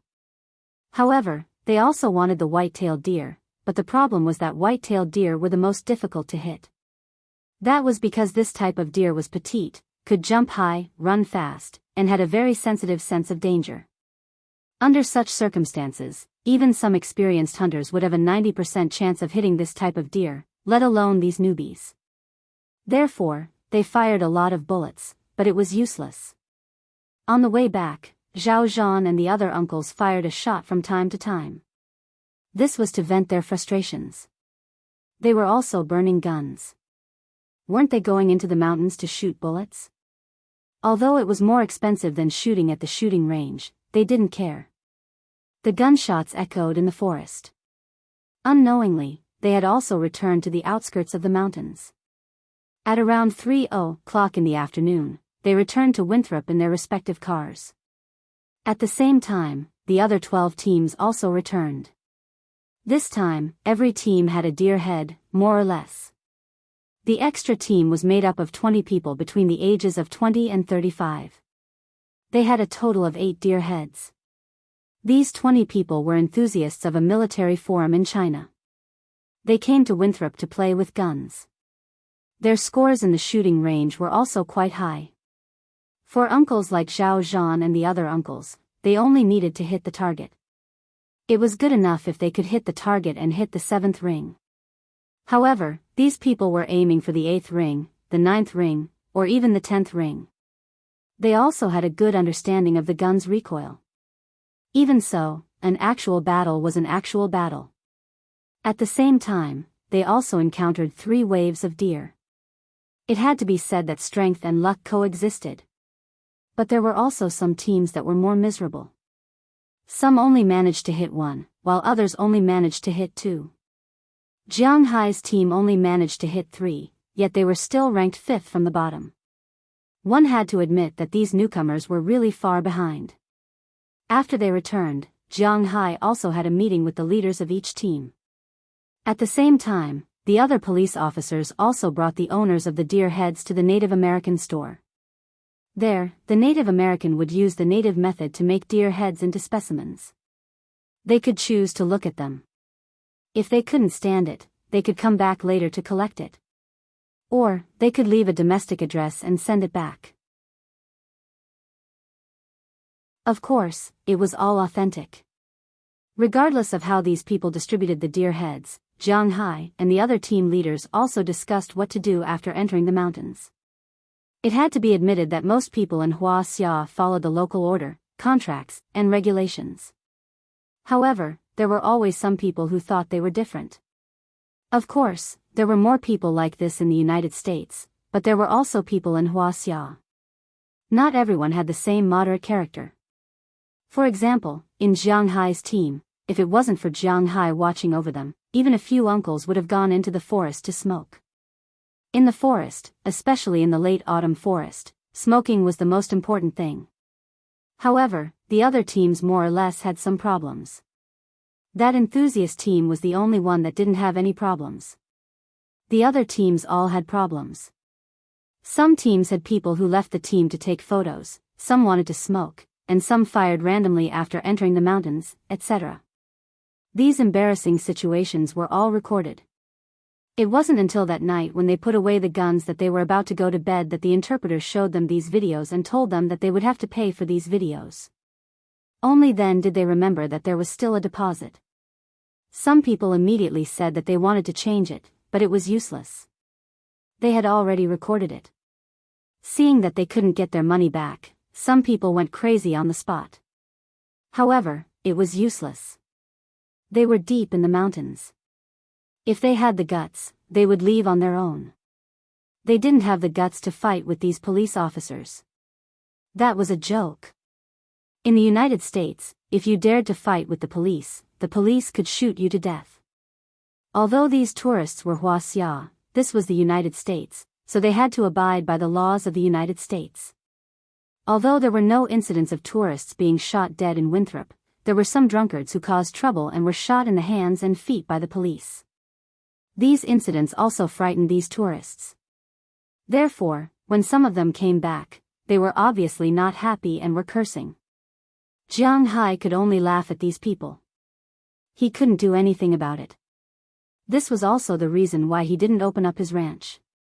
You couldn't expect all tourists to be saints. There would always be some bastards. If it wasn't for the development of Winthrop, Jianghu wouldn't even want to start a tourism industry. If he didn't have 300 million, but 3 billion, he might have really gone to Australia, New Zealand, or Hawaii to buy an island.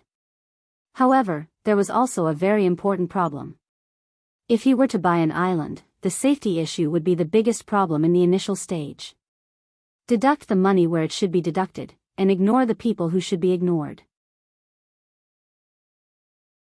We'll do everything according to the contract they signed.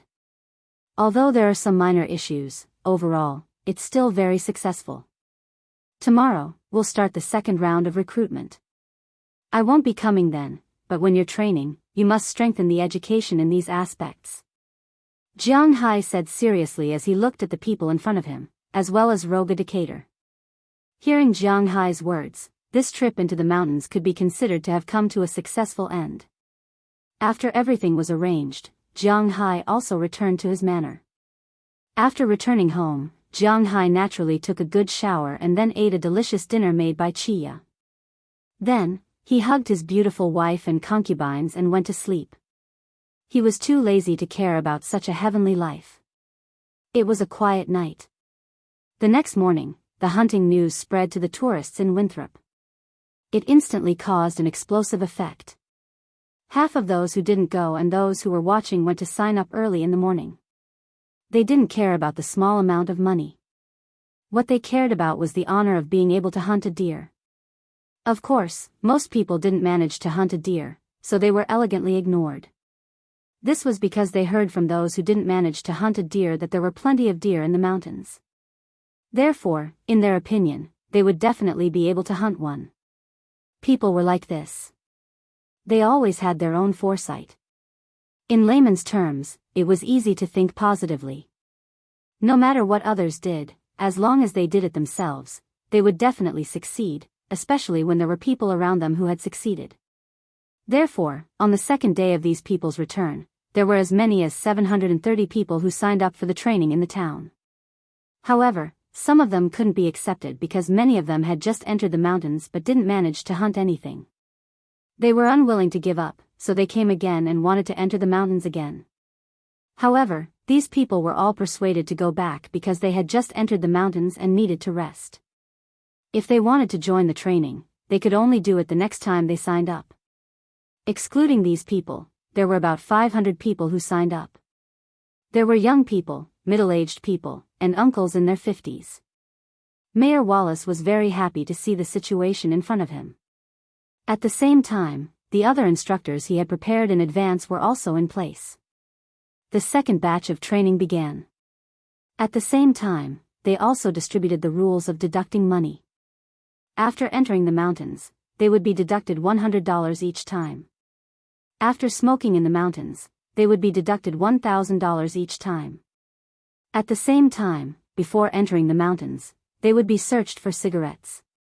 Cigarettes were absolutely not allowed to be brought up the mountain.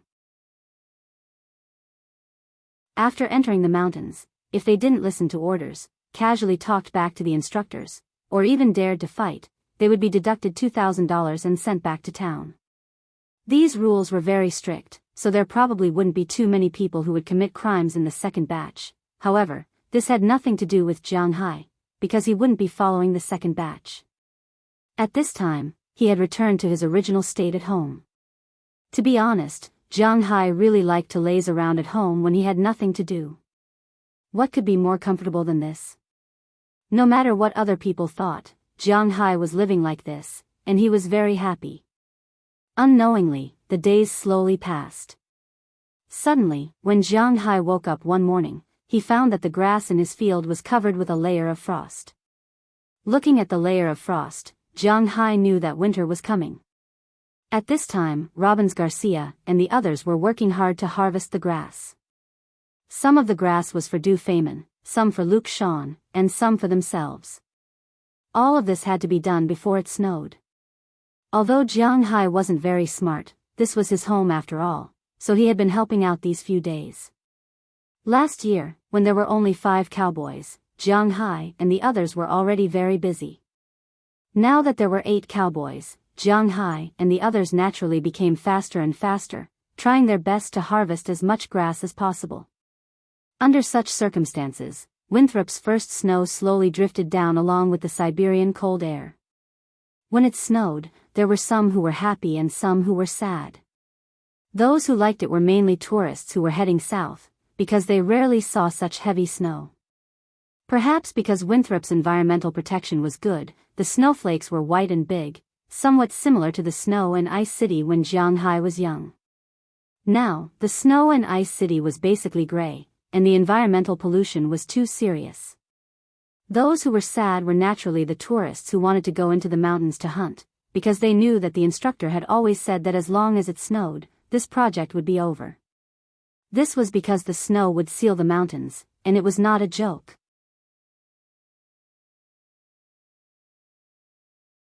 Chapter 874.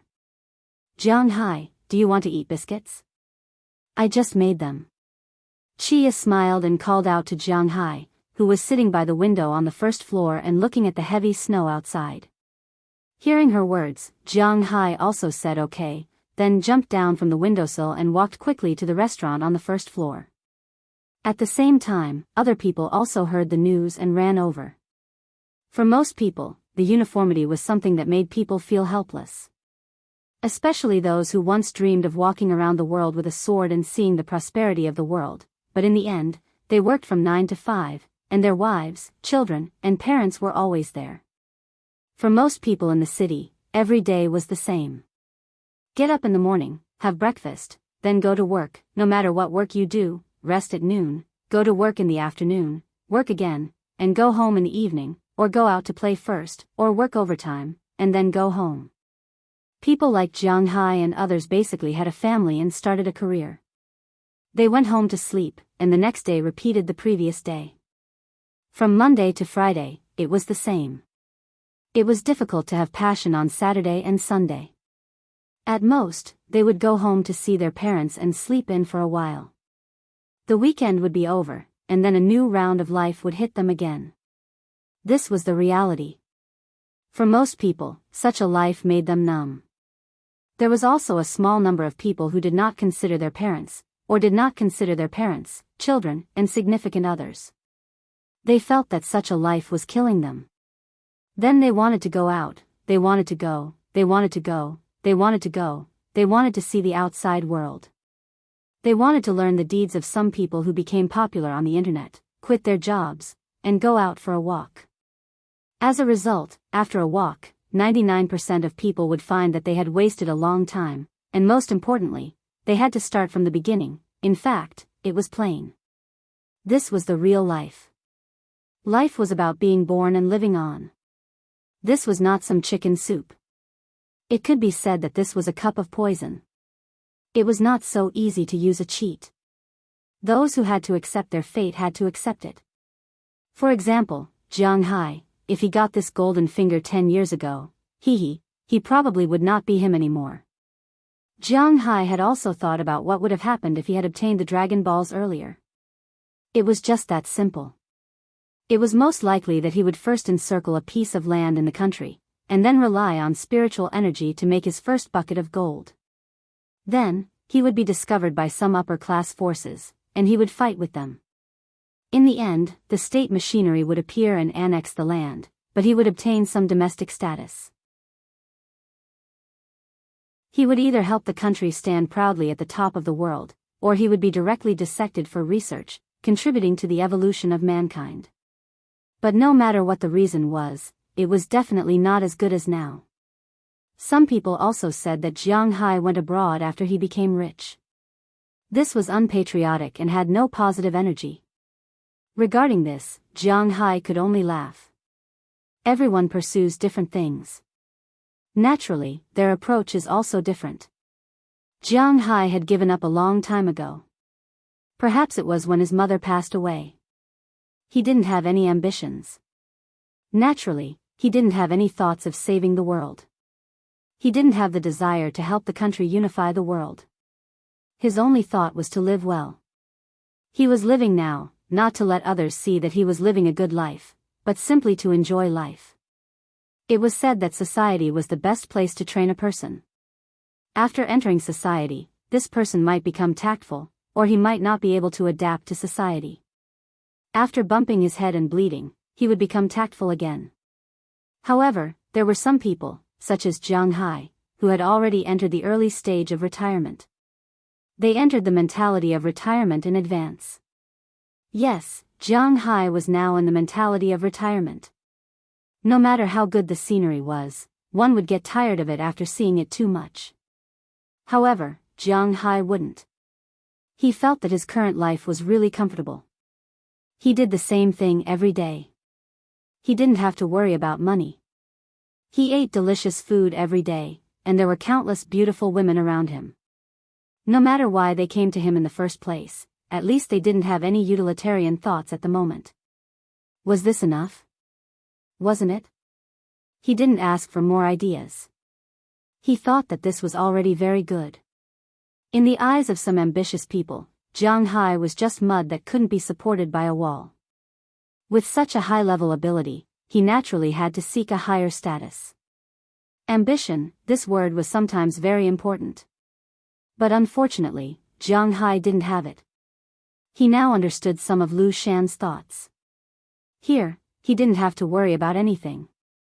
Here, he could enjoy beautiful wives and concubines. Here, he could do whatever he wanted all day long.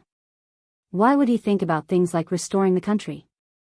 There was no need at all because this was similar to when he was the emperor, wasn't it? Now, Jianghu had some such thoughts, so others might get tired of it, but he wouldn't. Have you finished your homework? Walking to the dining table, Jianghu picked up a cookie that Chia had just baked. As he spoke, he said to Tarak, who also picked up a cookie. Hearing Jianghu's words, Tarak raised his head proudly. Of course. Jianghu had to admit that Tarak might be a genius in learning. So far, she didn't have any normal contact with learning for a long time.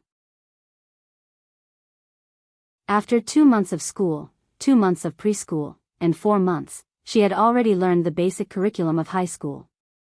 Jianghu had to admit that the United States didn't have much in terms of applied education.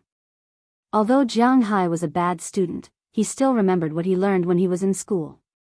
Now that Tarak was in his first year of high school, the things he learned were basically what he learned in the second year of junior high school. The education in the United States was still somewhat different from that in China. There were many school systems in the United States, such as 633, 8-4, 6-6, 4-4-4, 5-3-4, and so on. But primary school, junior high school, and high school were all compulsory education. Of course, you had to listen to the allocation and go to a school near you. If you want to choose those private aristocratic schools, naturally, it was different. But basically, in the United States, except for those who often moved, the more stable people would hardly change schools for their children. Because every school system was different, it wasn't easy for children to integrate back into the school. It was the same in Winthrop. Basically, starting school here was the 6th grade of the town's primary school, the 3rd grade of the town's junior high school, and the 3rd grade of the town's high school. Although these 3 schools were not in the same place, the effect was the same. Of course, this was the most common 633 school. But to be honest, the education here didn't require much memorization. That was why Tarak could learn so quickly. But there were quite a lot of things that required independent thinking and didn't have the correct answer. For example, in the 5th grade here, they had to write papers to discuss whether the United States should participate in World War II, discuss the Civil War, and discuss certain battles. For these things, Jianghu felt that the United States should participate in the war. For example, for the first point, if Jianghu felt that the United States should participate in the war, why? It was definitely not to improve the international status of the United States. It must be to fight against evil and save the people of the world. It was absolutely righteous and full of positive energy. This was the only answer. But in the United States, there were probably quite a few people who wrote this. The mainstream agreed that the United States should participate in the war to improve the international status of the United States, or to increase the national pride, or to meet the needs of the global development of business and culture. They could also write that they didn't participate in the war and were conservative. In this regard, Jiang Hai could only chuckle. Jiang Hai looked at the learning level of the 6th grade children here. Even the 3rd grade children in the country could sweep them clean. The level of the 6th grade children in the country, here, was not a problem for the 2nd grade children. Tarak's homework is under my watch. Why are you still worried? You must know that Qi Jia is a true genius. When she heard Jiang Hai's words, Chia came out with another plate of cookies and said with a smile. Jiang Hai liked to eat cookies very much. This was probably his favorite type of cookie, there was no other cookie. The first time he ate this was when he was in the 3rd grade of primary school. At that time, his family still lived in a bungalow. There was a cake shop next to it. Of course, they didn't only sell birthday cakes.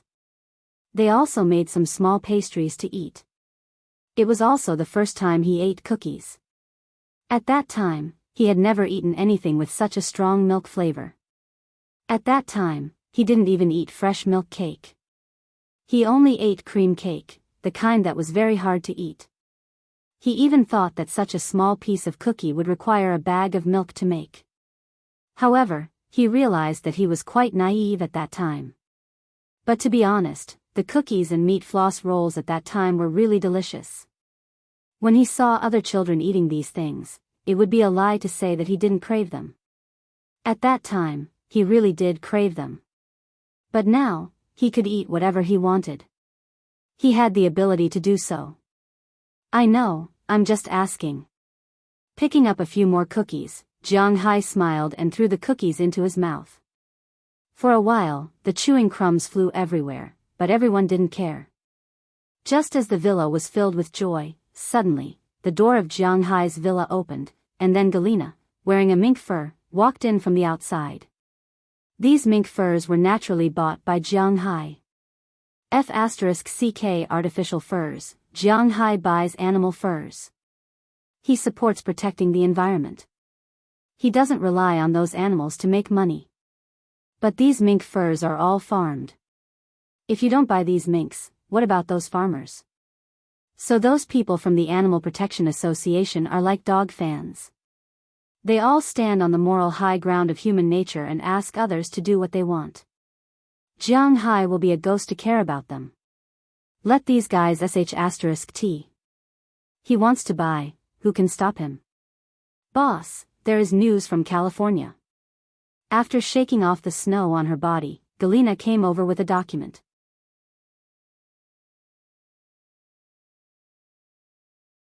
Chapter 875. Hearing Jia Lina's words, Jiang Hai froze for a moment. Then he solemnly picked up the document in Jia Lina's hand and walked away. Of course, he also had a stack of cookies in his hand. He ate them while reading the document in front of him. Since he went to Ulan with Azalina to rescue these girls had been protecting Jiang Hai in his career. Although it was a bit shameful to let these girls protect his safety and career, and some male chauvinistic people might not be able to stand it, Jiang Hai felt at ease because this was the meaning of their existence. In addition to protecting Jiang Hai's property and the safety of others, these girls had received 3 orders from Jiang Hai. First, to hunt down Kristen Adis's family. This was 95% completed, but unfortunately, it was a failure. Second, to find the exact location of the map that Tarak brought to Jiang Hai when he came out of the forest. Although Jiang Hai had a lot of money, it did not mean that he would not take advantage of it, right? Third, which was also Jiang Hai's biggest worry, he was looking for the mark. Jiang Hai was quite satisfied with the progress of the last 2 tasks. It didn't take long for these girls to confirm that these 2 locations were in California, so Jiang Hai put more focus and attention on this land. Today, these 2 things appeared. The map that Taraga gave to Jiang Hai had confirmed the specific location. In fact, it was not very clear that this was California. To be precise, it should be the junction of California and Nevada, the junction of the Sierra Nevada, the Cordillera Mountains, and Yosemite National Park. Of course, this place was not small. It was impossible to find it without actually seeing it. Wallace Shelley had used a drone to look for it, and Layla Scarter had also looked for it personally, but they did not find it. They could only confirm that the underground mine was probably there. As for Bruce David's situation, it was a bit complicated because the reports said that this guy was crazy. Looking at the record, Jiang Hai asked with some doubts. Of course, his purpose was not so pure. At the same time, when the girls drank too much, he would tattoo them or do some disgusting things to leave his own mark. But what people didn't expect was that his mental illness worsened last year. Someone found him eating a person, so he was arrested and sent to the police station. After the police determined that he was mentally ill, they locked him up in a prison on the outskirts of Marysville on the other side of Yuba. Looking at Jiang Hai, Zhao Lina thought for a moment and decided to tell the truth. Eating people? He is mentally ill. Jiang Hai already had a feeling when he heard the female bartender say that, but he didn't think that this guy would eat people. An inexplicable piece of music echoed in his mind. Please tell me, what is that structure? What else exists in my body? Thinking of this, he looked at the cookie in his hand and felt like he couldn't eat it. I'm thinking too much, but since their existence has been confirmed, we have to confirm it. Shaking his head, Jiang Hai threw the slight discomfort out of his mind, and then began to think about the problem of going to California this time. Now that these two destinations have been found, he has to find a way to solve them. There will probably be some trouble in the mountains, because he didn't know if he would encounter any danger in the mountains. There are a lot of things that need to be prepared, and most importantly, even the professional Lei Lizzie couldn't find the place. Jiang Hai reckoned that it would be a waste of time if he went there himself. However, he had other ideas. Looking at Xiao Bai and Xiao Huang in the distance, he reckoned that with them, the chances of finding the place would be higher. As for that mentally ill person, he would think about it when he went there. Then who will go this time? Looking at Jiang Hai, Zhao Lina asked hesitantly. Hearing her words, Jiang Hai thought about it for a moment. This time, there must be a lot of people, but there must not be too few. The safety of his own manor, the company, and Hua Xia had to be taken into consideration, so Du Ning definitely couldn't go. Belle Lester alone was enough to make Jiang Hai feel uneasy. After thinking for a while, he roughly decided on a few people. Either Azalina or Zhao Lina would go and command the others this time. Huali Shelley was the web spider, and she was also an intelligence agent this time, so she definitely had to go. Zheng Yijin's side couldn't be short of people, so he left Valentina there. This time, the ones going would be himself, Xiao Bai, Xiao Huang, Azalina, Zhao Lina, Biriak, Aleppo, and Liz Carter. 5 people and 2 dogs, that would be enough. I'll stay at home. Although I'm also an alpha, Azalina is much stronger than me. She won't have any problems commanding Valentina and Aleppo. Zhao Lina seemed to have noticed Jiang Hai's hesitation, so she took the initiative to speak. Hearing Zhao Lina's words, Jiang Hai also nodded. Indeed, although the Alpha's teams were numbered, in terms of politics, they were at the same level. Why should Zhao Lina command him when Zhao Lina was a 1-to-1? These women weren't easy to deal with, so it was better to let Azalina command them. Okay, in that case, it's settled. We'll set off as soon as possible. After thinking for a while, Jiang Hai nodded to Zhao Lina and said seriously. But just as he finished speaking, Jiang Hai's shoulder was tapped. You're going out again? But it's almost Christmas. After being tapped, Jiang Hai also turned his head to look at the person who tapped him. It was none other than Qi Jia. At this time, Qi Jia looked at Jiang Hai with the word unhappy written clearly on her face. Indeed, Jiang Hai had just gone to South Korea and Hua Xia not long ago. After coming back, he didn't even stay for 3 weeks, and now he had to leave again.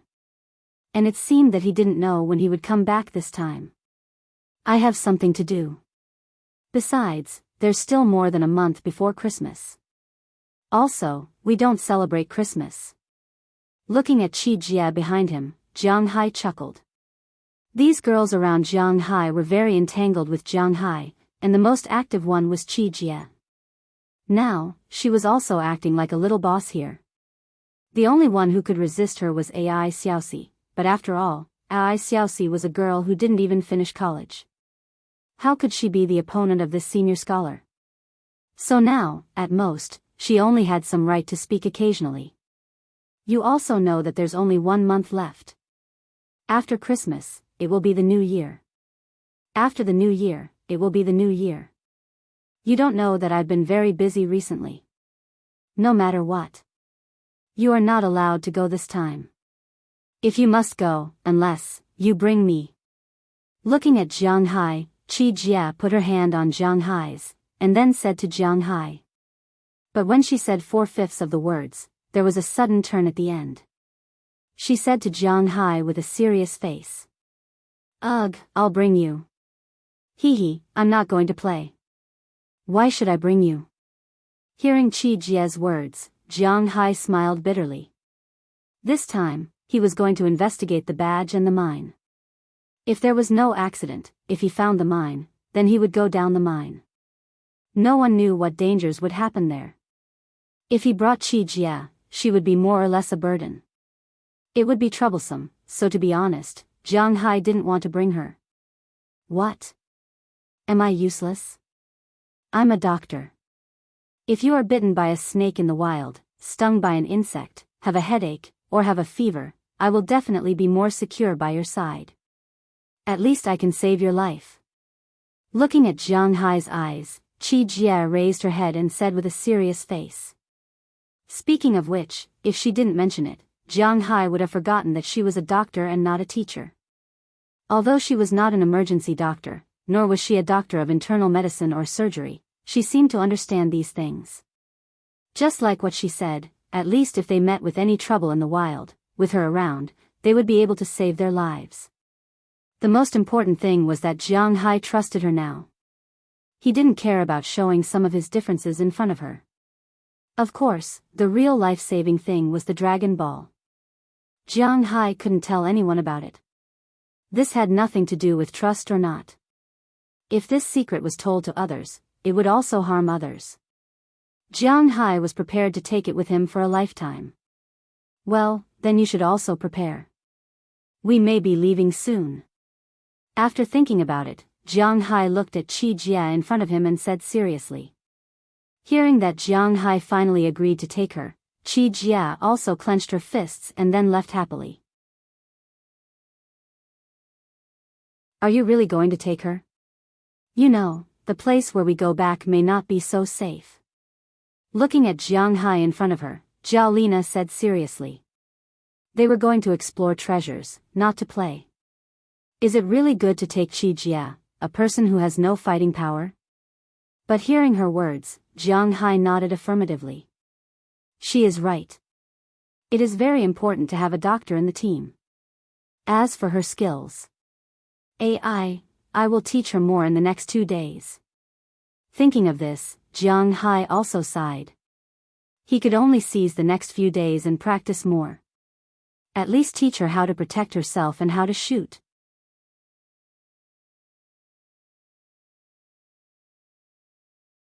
Chapter 876.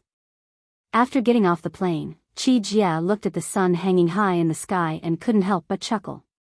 Phew, the weather here is really different from Winthrop. It's so comfortable, but the sun is a little too hot. Hearing her words, Jianghu also chuckled, then squatted down and tied a rope around the necks of Goldie and Xiao Bai. In fact, this rope was just for show. With Goldie and Xiao Bai's current strength, they could break it if they struggled, let alone bite it off. They could even take the person who was pulling them away by force. The reason why Jianghu tied this rope was mainly because he wanted to give others the impression that these two monsters were being restrained by someone. Boss, Biliak has already prepared a place to stay. We still need to buy guns and the like, but these things aren't difficult to get here. Looking at Jianghu, Azalina slowly walked to Jianghu's side with her strong legs and said to him with a smile. Although Jianghu had already bought a plane, it hadn't arrived yet. Because he had to bring 2 dogs this time, and of course, because Jiang Hai was used to taking private planes, he rented a private plane to fly to California this time. It was precisely because of this that Jiang Hai couldn't bring too many helpers. Originally, Jiang Hai thought that in addition to Goldie and Xiao Bai, he should also bring the mountain lion. After all, this was a very strong deterrent. The snake and the crocodile were now hibernating, so Jiang Hai didn't know where they were and couldn't wake them up. But after all, they were wild animals, so Jiang Hai couldn't bring them over when it wasn't his private plane. So this time, he only brought Goldie and Little White. Originally, he also wanted to bring Chirps, but considering that Chirps was also a force to be reckoned with in Winthrop, Jiang Hai decided to leave it there. With Jelena and Chirps guarding his mansion, and Belle outside looking after him, there shouldn't be anyone who would want to cause trouble for him. Jiang Hai brought Azalina, Alfred Serra, Chi Jia, Wallace Shelley, Leslie Carter, and Beliak Trotsky, who was already here. In Jiang Hai's opinion, this small team should have no problems. Well, okay, tell the flight crew to have fun in Los Angeles these days. Let's go. Jiang Hai stood up and patted Xiao Bai and Goldie's heads. He smiled slowly, then led the two guys out of the airport.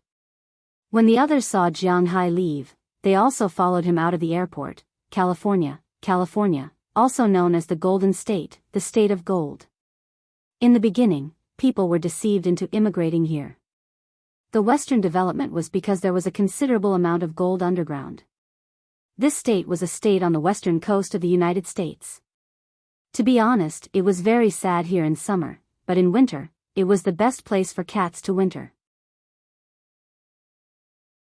The Chinese were probably quite familiar with this state because it had the City of Angels, Los Angeles, the production center of movies, Silicon Valley, the distribution center of leading brands in the electronics industry, and San Francisco, the Chinese settlement. No matter which one it was, the Chinese had more or less heard of it. After all, there were very few people who hadn't watched Hollywood movies, so they were not too unfamiliar with this big state of the United States. However, a large number of people probably thought that the most important state government in this state should be in Los Angeles. In fact, this was not the case. The state government was located in Sacramento. Yes, it was where the kings were. But now, Jiang Hai and the others were in Los Angeles. There was nothing fun in Sacramento. Of course, his main purpose here. It was to have fun. After all, his goal was not in this City of Angels. Los Angeles was a county and also a city. It was the city of Los Angeles in Los Angeles County. But in addition to Los Angeles, there were many other cities, such as Long Beach, Glendale, Santa Clarita, Torrance, Pasadena, Lancaster, Palmdale, Elmont, Inglewood, Downey, West Covina, Norwalk, Burbank, and so on. These small cities basically had a population of about 100,000 people.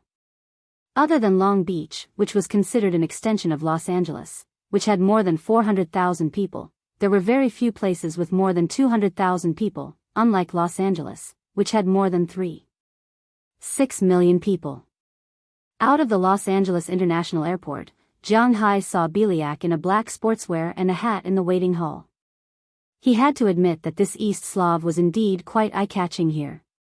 She had long, silky blonde hair, a slender figure, and a straight asterisk. Although she was trapped in her sweatpants, her tight but plump upper body, slender waist, and delicate face, which could not be seen clearly, attracted many Americans. However, her aura clearly did not say that she was not to be trifled with, so not many people came to talk to her. Looking at the guy nicknamed White Rabbit standing there, Jiang Hai smiled and walked over with his back facing him. "Hey, boss, you're here too." Seeing Jiang Hai walking over, Beliak naturally saw them immediately. After saying something to Jiang Hai with a smile, she naturally looked at the people behind him. "Is everything arranged?" Looking at Beliak, Jiang Hai also asked her with a smile. "Of course, no problem." Hearing Jiang Hai's words, Beliak also said with a smile, then naturally took Jiang Hai's arm and walked out of the airport. For a while, the people in the airport, especially the men, looked at Jiang Hai with anger in their eyes. Of course, there was no face-slapping scene here, they just looked at him angrily. If it weren't for Goldie and Xiao Bai, maybe they would have some courage, but now, haha, after walking out of the airport, they arrived at the parking lot. Since Biliak knew that a lot of people would be coming to Jianghu this time, he specially rented an MPV. Not many people knew about this car. After all, the Alpha wasn't as well known as Mercedes-Benz, BMW, and the like. But in the MPV world, this was a very good car. After getting in the car, Jianghu also helped Goldie and Xiao Bai settle down, then the car started and headed to the highway outside the airport. In the United States, more than 80% of the highways were free, but there were also some that were charged. Most of these roads led to the residences of wealthy people. This was because these roads were not built by the American government. Instead, they were built by individuals. If you wanted to take this road, you would have to pay those people. This was quite reasonable. Because Jianghu said that they would stay here for a while. Why? First, it was because Jianghu had not been here before, so he wanted to come and play. Second, it was because Jianghu and the others still needed to confirm the final purchase of guns, cars, and so on. Therefore, Jianghu and the others planned to stay here for more than a week. As for when they would leave, it was still to be decided. It was precisely because of this that Biliak did not rent a house for Jianghu in the city center, but rented a villa in Beverly Hills. It was also because of this that they drove here. After passing through the toll highway, Jianghu and the others arrived at the fantasy land located west of Los Angeles. Although Beverly Hills was called a mountain villa, it actually occupied a large area, and most importantly, it was a city independent of Los Angeles. There was an elected mayor, a police station, a fire department, and so on.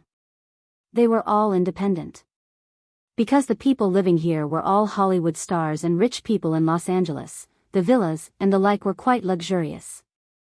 There were also many people living here, such as the famous Michael Jackson, Madonna, Britney Spears, Brad Pitt, Angelina Jolie, and the basketball star O'Neal. There was also the home of the Chinese star Jackie Chan, the boss of Playboy magazine, Emma Roberts, and so on. Jianghu knew that Beckham also bought a house here in 2007 and lived here. After all, now that he had retired, his main area of activity had been planned by his wife Victoria to be in the more business-oriented United States, instead of Europe and the old-fashioned country of England. As the car moved forward slowly, it didn't take long for them to arrive at Jianghu's temporary residence this time, in front of the villa. The villa that Biliak rented for Jianghu was a two-story detached villa. The villa occupied an area of about 300 square meters, and 600 square meters from top to bottom. There were 3 garages, and the villa occupied a courtyard by itself. There was a lawn in front and an open-air swimming pool in the back. Looking at the scenery outside, Jianghu was quite fond of it, because he liked this kind of quiet atmosphere. After the car drove in, Jianghu also took a look at the situation inside the villa. The first floor was the living room, dining room, kitchen, and a large bathroom. Other than that, there were only 2 utility rooms. The second floor was the accommodation, with a total of 7 rooms. There was a master bedroom with a separate bathroom, a small kitchen, and a refrigerator. The other 6 rooms were for ordinary people, with separate bathrooms, a large bed, and independent air conditioners, televisions, and so on. Overall, Jianghu was quite satisfied with this room. Jianghu nodded slightly and patted Biliak to show his satisfaction. Biliak felt that Jianghu was quite satisfied, so he also smiled. Looking at the villa in front of them, Qi Jia also nodded slightly, and then asked Biliak, "Wow, this villa is not bad. By the way, how much does it cost to buy it?"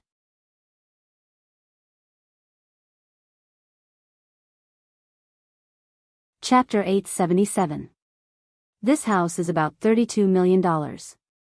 Hearing Qi Jia's words, Biliak thought for a moment and said, Beverly Hills was probably the most expensive place in the entire United States, bar none. Even the villas in Long Island could not be more expensive than here.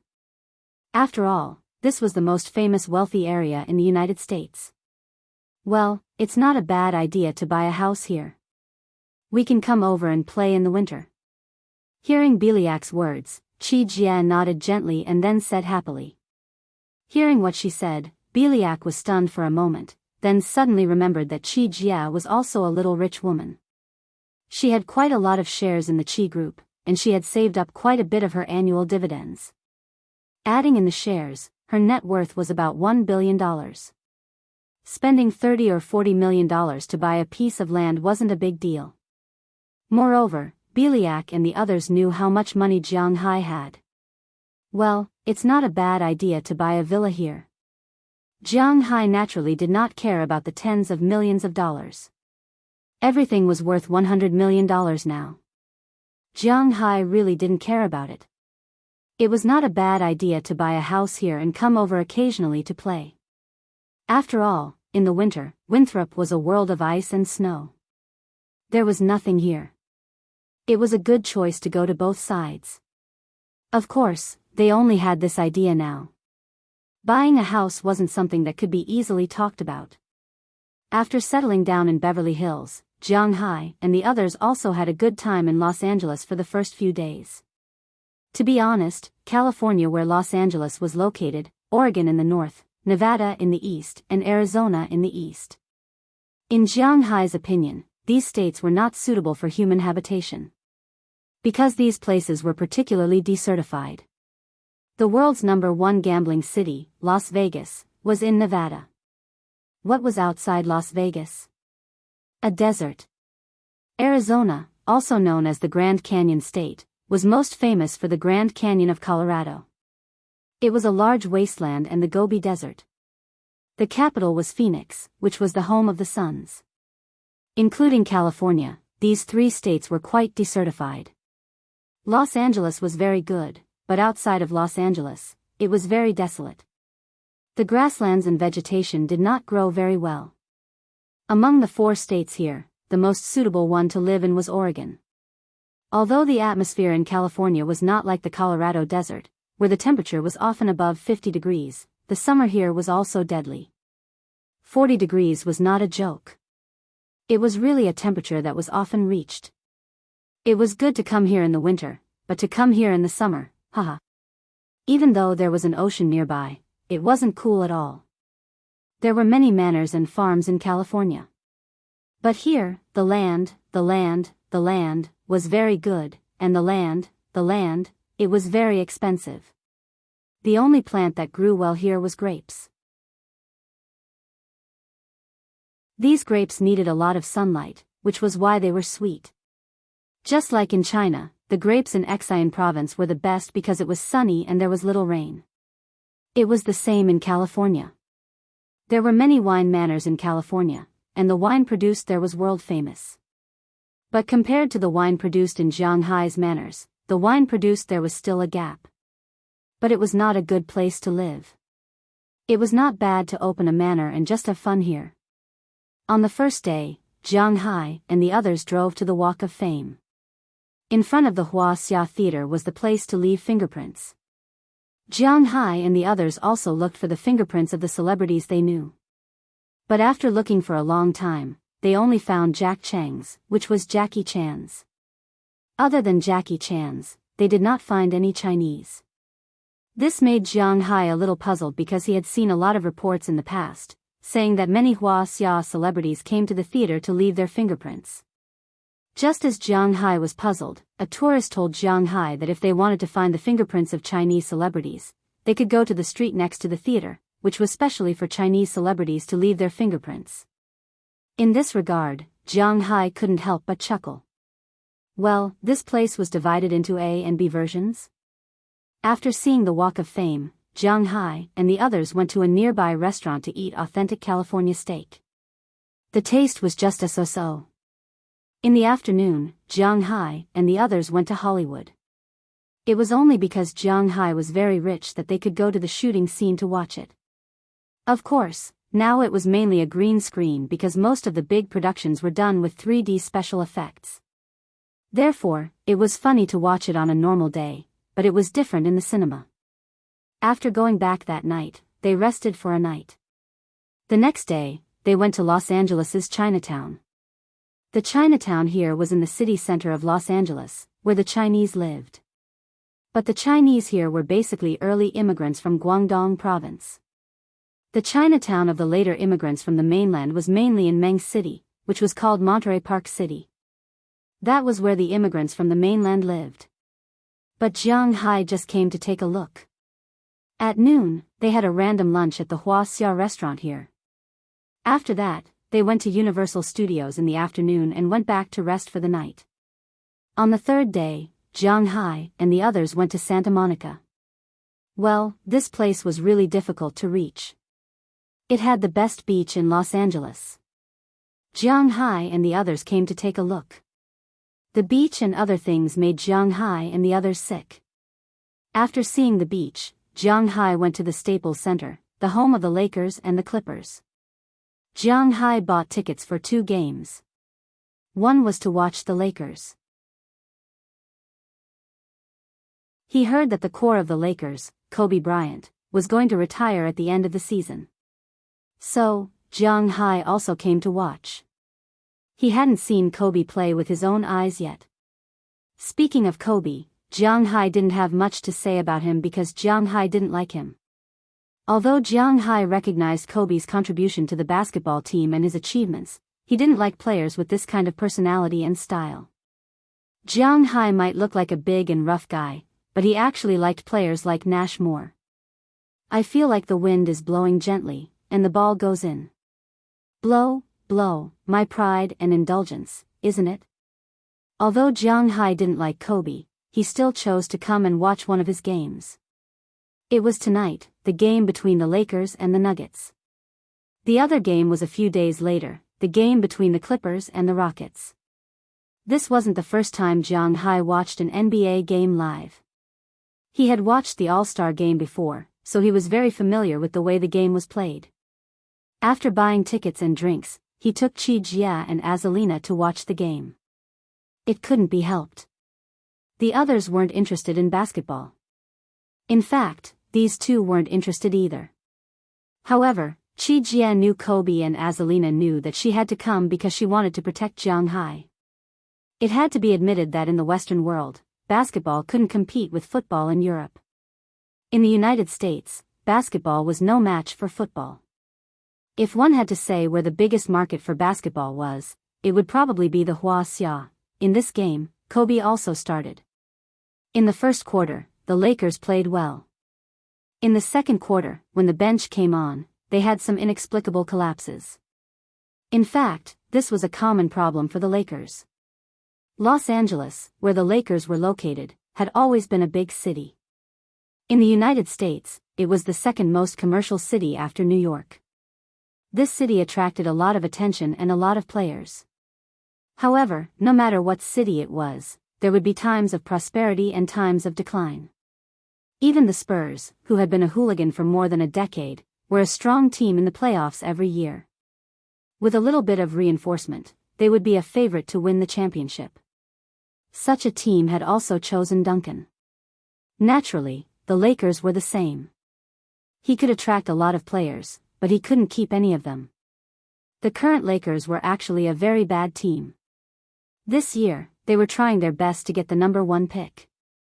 Watching the game, it was obvious that Kobe didn't want to retire. He still wanted to improve. However, the problem was that he was the only one who wanted to do so.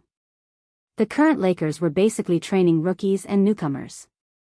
Therefore, it was inevitable that they would lose. The opposing Nuggets were not a strong team, so the two bad teams went back and forth.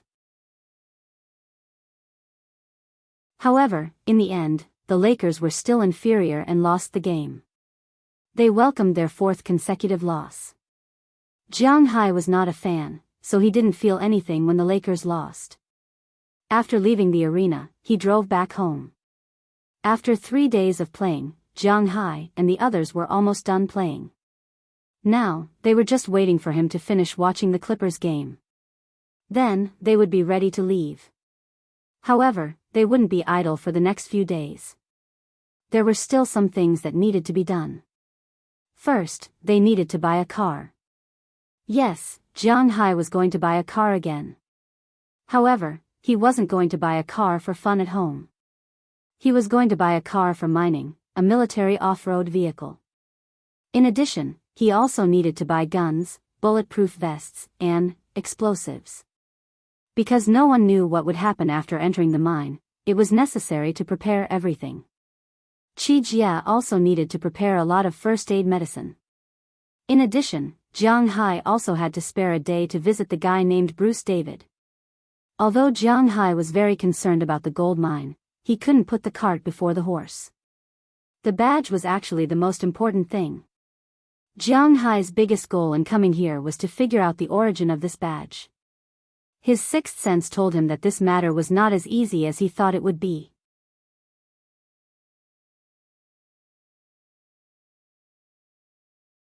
Chapter 878.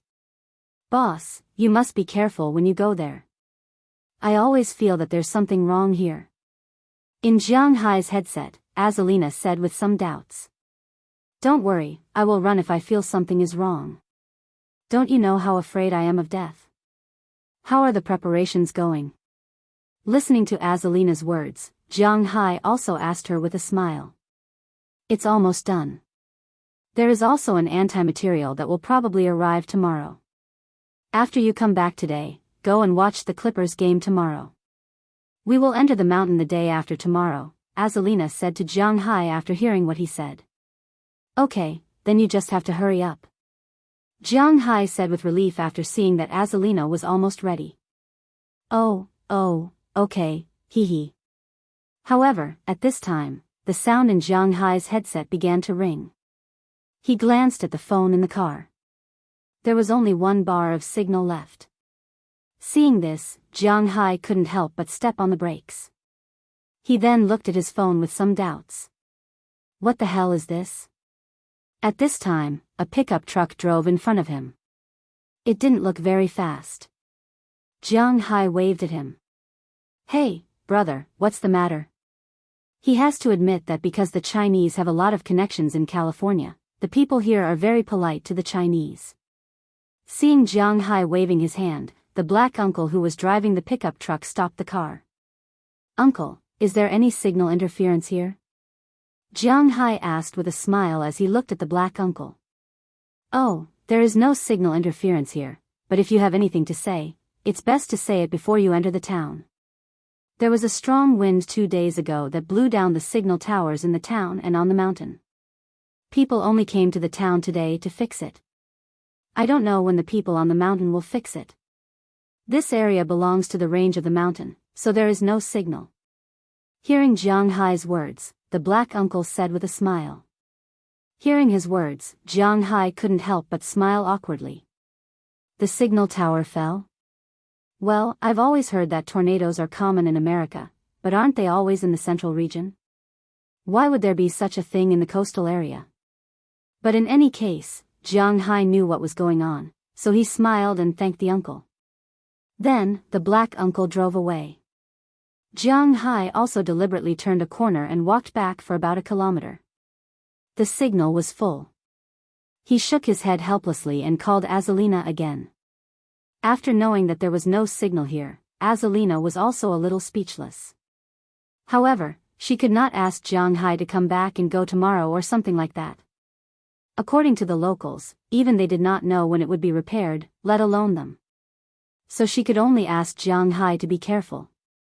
As for Jianghu himself, he did not care very much. His own strength was here. In addition, it was not like there were no weapons in his car. Unless the other party sent a team of dozens of people, otherwise, if they wanted to trouble him, it would be him who caused trouble for them. One had to know that Jianghu was not a good person. Okay, I know, I'll be careful. You guys be careful too. After saying a few more words to Azalina, Jianghu hung up the phone, stepped on the accelerator, and headed toward his destination in the distance. Jianghu did not stay in Los Angeles for 2 days in vain. For example, the car he was driving at this time was a very good off-road vehicle. This should even be the best SUV except for limited edition cars, Mercedes-Benz G65 AMG. This time, no one knew what would happen in the mountains. A good car, like a good horse in ancient times, was a necessity. Jianghu bought a total of 2 of these cars, and both were bulletproof. Of course, they could not be like his shield, which could even defend against rocket launchers. At most, this car could defend against pistols and rifles. It would probably not be able to defend against large-caliber machine guns. But this level was enough. After buying the car, Jianghu went to buy a gun. He had a gun license, and because he was a local tyrant in Winthrop, the Winthrop Police Department gave him the highest gun license. Although he was not allowed to carry a gun on the street, and he had to be separated from his gun in the car, there were no requirements for guns. He came here by plane. Since it was not his own plane, he naturally could not bring his own gun. So he bought a new one in Los Angeles. At this time, there were 2 gun boxes under the back seat of his car. There were 2 .50 caliber Desert Eagles in one of them. Jianghu usually liked to use this gun. In addition, there was a Scar assault rifle, which was loaded with 30 magazines. Although it was semi-automatic, it was quite effective. With these weapons, even if Jianghu encountered any trouble, he could go into the mountains and get rid of those who wanted to trouble him. Sometimes, people's confidence came from this. This time, he was going to the Giant Mountain Psychiatric Hospital. It was located at the junction of California and Nevada. It was not particularly far from the place where Jianghu was going to go into the mountains, but the road was not quite right. It was also a branch of the Colorado Mountains, so it looked a little desolate. This psychiatric hospital had been around for a long time. It opened here about 50 years ago. At first, it was run to make money, and the patients were all mentally ill in California. It was in the spirit of humanitarianism, but it certainly did not make much money. In the United States, where everything was based on profits, it was not difficult to abandon children and the elderly, especially those with mental illness. Therefore, it was difficult for this psychiatric hospital to receive money from patients. In addition, mental illness was not cute. It was not like an orphanage that could receive donations. No one would come here to see a mental patient. Therefore, about 20 years ago, after the Nasdaq stock market crash in the United States, the director of this hospital went bankrupt and jumped off a building. Then, all the patients were transferred away. Since then, the hospital had been abandoned. 3 years ago, a multinational company named Mukafu took over the hospital. However, the California government did not want them to run it for profit anymore. Therefore, they became a public psychiatric hospital. Because of its remote location and management regulations, it was specially used to detain those who had committed crimes. It was said that mental patients did not break the law by killing people.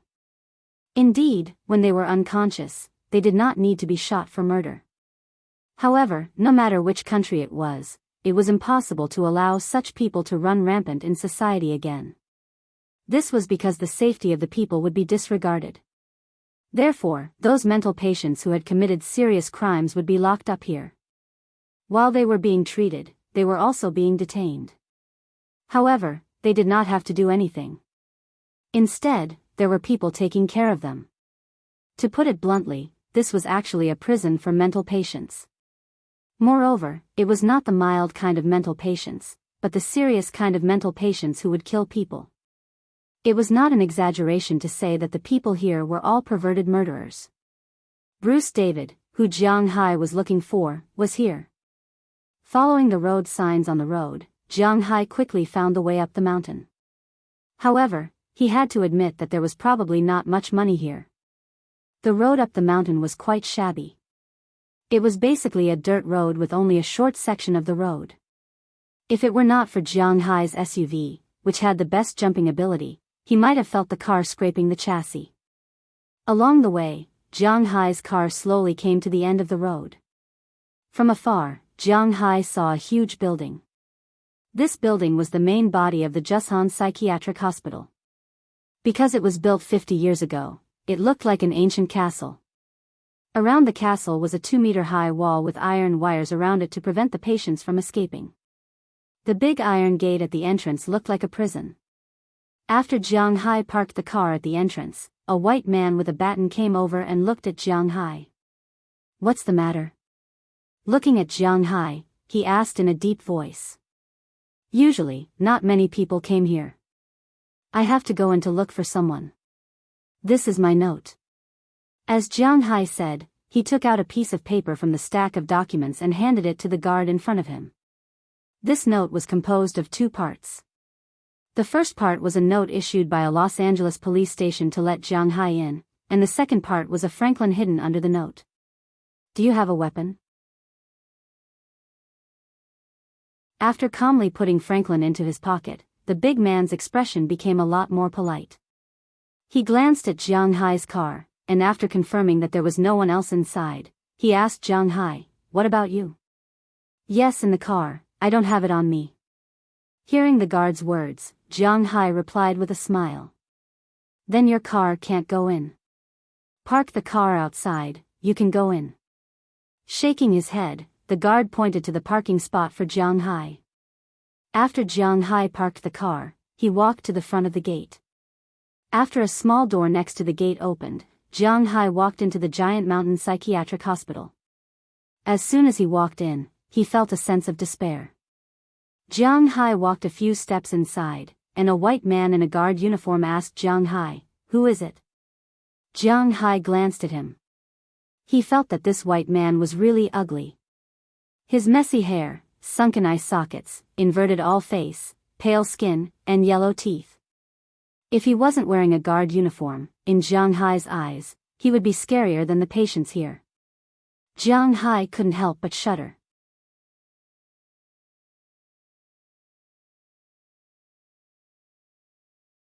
Chapter 879. I'm here to visit. Looking at the guard in front of him, Jianghu also said politely to him. "You're here to visit? Who are you looking for?" After hearing Jianghu's words, the guard came over and said with some doubts. Quite far away, Jianghu can smell the stench in his mouth and the strong smell of disinfectant on his body. It's almost the same as in the hospital, but thinking about it, isn't this a hospital? I'm looking for Bruce David. Suppressing the unhappiness in his heart, Jianghu looked at the guard and said. "Oh, you're looking for that man-eating pervert? Go over there, let me tell you, that guy is not to be trifled with." Hearing Jianghu's words, the guard here couldn't help but laugh. It seems that this Bruce David is crazy. Even the people here know that he wants to eat people, which made Jianghu feel a little disgusted. But even though he felt a little strange here, he still nodded his head as a form of thanks and walked into the castle. And just as he walked into the castle, the guard couldn't help but turn his head and smile ferociously, then he slowly turned back and continued to patrol. There were cold concrete buildings everywhere. Guards in police uniforms were either patrolling or standing guard at certain places. Doctors and nurses were carrying some equipment and walking up and down the corridors. And looking from the outside of each room is welded with extremely thick steel bars, sealing the windows, and the sunlight can be seen, but that's all. The glass in the room is integral. Jianghu looked at it. It should be bulletproof glass, not worse than the windshield of his shield. This kind of defense is understandable for Jianghu. Because not only in China, but also in the United States, there are many rich people who kill people or commit crimes. They don't want to go to jail, so they make up a story that they are mentally ill when they kill people. The court can't do anything about it, and there will always be some garbage doctors who testify for these people. Under such circumstances, these prisons are their final destination. And although they can save their lives here, Jianghu knows that it's better to die than to live here. So in order to prevent the subordinates of these people from breaking into the prison, the defense here is not ordinary. Jianghu secretly estimated that he may not be able to break such glass. Even if he can break it, the steel bars are too dangerous. After Jianghu entered the door, Jianghu found that they seemed to be looking at him, and that gaze made him a little uncomfortable. But after all, this is a mental hospital, so it's understandable that Jianghu feels a little strange. Walking to the reception room in front, Jianghu gently knocked on the table. Then a young woman in a white coat raised her head and looked at Jianghu with some doubts. Jianghu was also looking at this woman. He had to admit that this woman was not bad. She was a typical American golden silk cat. She had long wavy blonde hair. Her delicate facial features were painted with not too much makeup. She seemed to be quite young. She looked like a begonia who had just woken up from a spring sleep. She was really quite attractive, but Jianghu did not have any thoughts of flirting with her. Did he know where she worked? She has been in contact with these mental patients for so long, who knows if she will have any problems. Hello, how can I help you? Looking at Jianghu, the woman in front of him said politely. I'm here to find Bruce David, this is my pass. Jianghu said as he handed the pass to the woman. After the woman looked at it and determined that there was no problem, she stood up and glanced outside. Paul, take this gentleman to Bruce David's ward. As his voice fell, a fat white guard came over and didn't speak. He just glanced at Jianghu faintly and walked inside. Jianghu also nodded to the blonde woman and followed him into the hospital. Opening an electromagnetic door, the guard led Jianghu into a passage. At the end of the passage, there was an elevator. When the elevator reached the 3rd floor, it stopped. Jianghu also looked outside. The entire 3rd floor is very simple. In front of him is a passage. There are many guards standing on both sides of the passage, and there are many paths in the passage, dividing the passage. Jianghu may not know the specific structure, but it seems to be not much different from an ordinary hospital, but the protection is stricter. After getting off the elevator, Jianghu also followed the fat guard named Paul all the way inside. Along the way, Jianghu felt that the way these guards looked at him was a bit strange. 30% curiosity, 20% numbness, and 50% surprise? Feeling the emotions passed by them, this made Jianghu a little confused. Why is it a surprise? After thinking about it, Jianghu didn't quite understand. Maybe it's because he hasn't seen normal people here for too long. After all, it's quite difficult for them to do this job. Thinking of this, Jianghu also let go of the thoughts in his heart. He just came to ask Bruce David about the badge. After asking, he will leave. While thinking about things in his heart, Jianghu followed the fat guard in front of him to the innermost room in the corner of the 3rd floor. This is it. Walking to the door, the fat guard couldn't help but say a little stupidly, then he took out a set of keys from his waist and prepared to open the door. Taking advantage of this opportunity, Jianghu also glanced at the door sign outside the room. It indeed says Bruce David. It seems that this time he should find the right person. If you have anything to say, ask as soon as possible. At this moment, the fat guard had already opened the door and motioned Jianghu to go in. Jianghu glanced at him, then smiled, bowed his head and walked into the room. But just as he walked into the room, Jianghu's nose twitched. It was the smell of blood. Yes, Jianghu smelled the smell of blood at this moment. When he looked at the bed, his pupils dilated because at this time, a person was tied to the bed. This person looked to be in his 20s. His hands and feet were handcuffed to the bed, forming an X shape. A white cloth was tied in his mouth, but the white cloth was now covered in blood. Looking down, Jianghu found that this person's stomach had been opened at this time. His intestines, heart, and liver were all over the bed. The most important thing was that this man was wearing a guard's shirt. At this moment, Jianghu also felt a gust of wind behind him. Needless to say, this was the fat man behind him attacking him. Without saying anything, Jianghu directly turned around and kicked. What a joke, he had 8 times the physical fitness. With this kick, the fat man was directly kicked out and heavily smashed into the corridor window. His huge weight, coupled with Jianghu's strength, smashed the bulletproof glass into a spider web, but it did not break under such circumstances. After dealing with this fat man, Jianghu knew that the situation here was not right. He subconsciously wanted to run out, but at this time, the guards standing in the corridor seemed to have gone crazy. They shouted incoherently and pounced on Jianghu crazily. Looking at the stun batons in their hands and their crazy appearance, Jianghu was a little scared. To be honest, although Jianghu was fierce, he was still a normal person. At the same time, he remembered that there were so many guards here.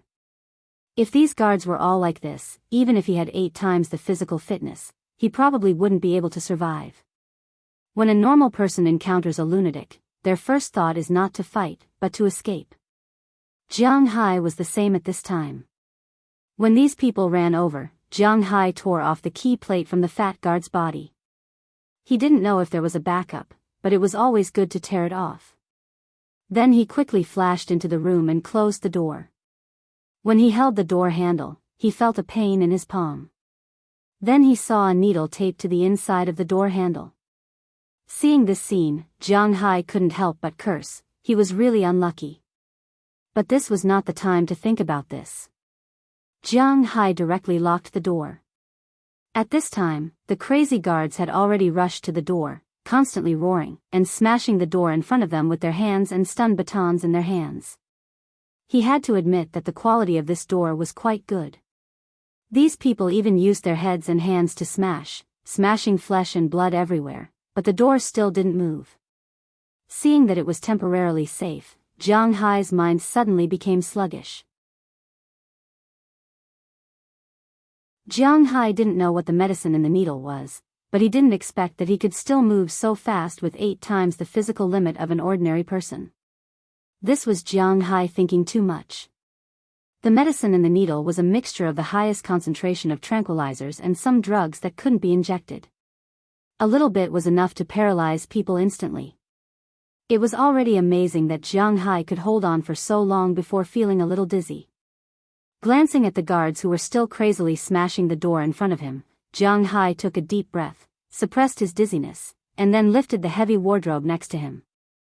This time, even if those people smashed the door, Jianghu was not afraid. Just as the door was blocked, Jianghu also felt his head getting dizzier and more uncomfortable. He tripped, fell to the ground, and fell into a deep sleep.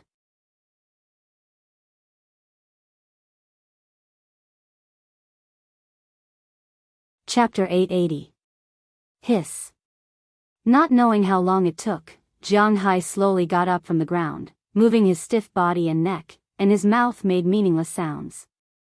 Don't get me wrong, Jianghu didn't turn into a zombie, but he slept here. After about a minute of movement, Jianghu recovered. He had to admit that the dosage of the drug in the needle was really too large. Although he couldn't identify the name of the drug for some reason, Jianghu, who had been buying medicine with Qi Jie recently, knew a little about it. Thanks to his physical fitness that was beyond the limits of ordinary people, otherwise, it wouldn't be as simple as sleeping. Those drugs were enough to destroy the cells in the human brain. If a normal person was injected, it was estimated that they would sleep for 3 days. The most important thing was that after sleeping for 3 days, no one knew whether they would become an idiot after waking up. After moving his neck, Jianghu first glanced at the mobile phone. It was 8:10 in the evening, and there was still no signal. He couldn't go on the internet, and he couldn't make a phone call. The mobile phone was useless now except for taking pictures and videos. He looked at the surrounding situation. The sky outside was completely dark. Except for the moon and stars, it was dark everywhere. Through the reflection, Jianghu seemed to see some rooms downstairs, and there was still some light. His car was still parked outside the wall at this time, but he didn't know when it started, but the guard outside had disappeared.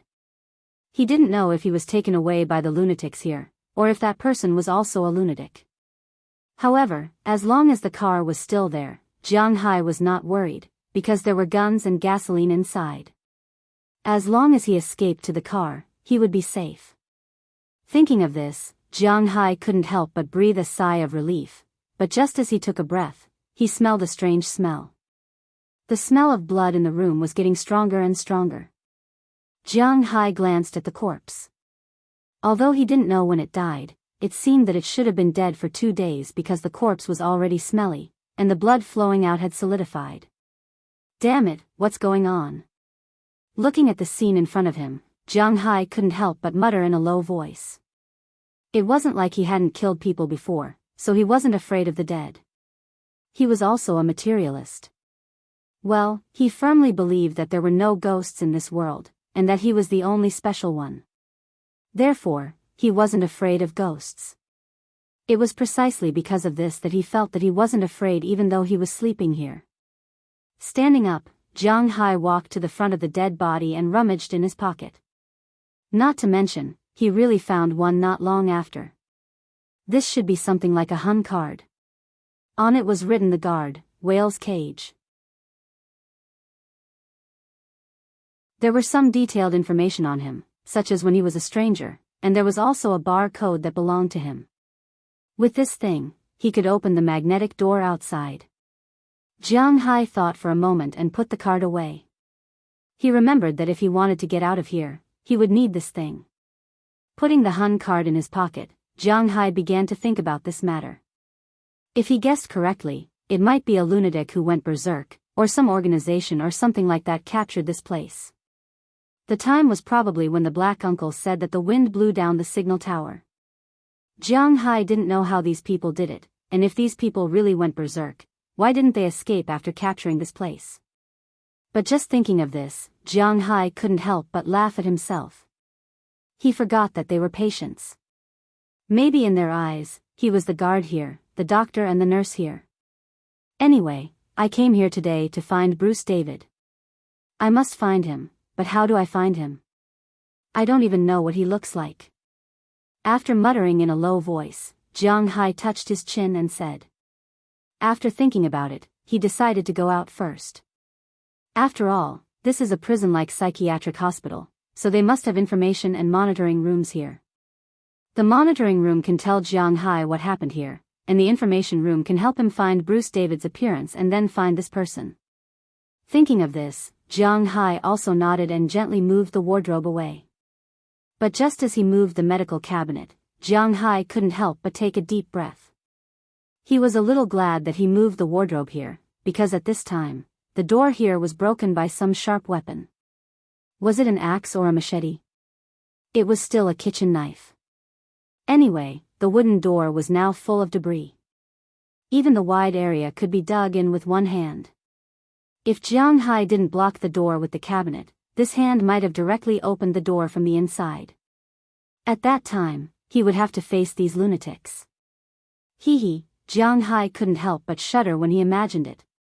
It seemed that his life was saved unknowingly. Gently opening the door, Jianghu took out the needle. After thinking about it, he tore a clean sheet and put the needle away. Although he was hit, there was still some residual medicine in it. It was enough to deal with ordinary people. After putting the needle away, Jianghu slowly opened the door here. Picking up his phone, Jianghu first took pictures of the left and right sides. After confirming that there was no one, he walked out. Walking toward the corner of the third floor, he didn't know if the lunatics had gone to rest now. The corridor that was full of people in the morning was empty at this time. Jianghu walked slowly in the corridor. At this time, Jianghu showed the advantage of wearing sneakers. Because the footsteps were light, there was no sound. If he wore leather shoes, unless he was barefoot, the footsteps would be loud. But there was such a needle on the door handle, what if there was one on the door? Then wouldn't Jianghu be seeking death? Walking slowly along the wall, Jianghu didn't have night vision. Just like in the deep sea, he also had to use a headlamp to illuminate the direction he was going, but his vision in the dark was still good. In addition, his sensitivity and sense of smell were 8 times that of ordinary people, so he still felt quite safe. As he walked, Jianghu walked to the other corner and took a picture with his phone. After confirming that there was no one here, Jianghu let out a sigh of relief. Not far ahead, he remembered that there was an elevator. Next to it was the safety passage for going up and down. Next to the safety passage, there must be a building map of the building because it was used to evacuate people.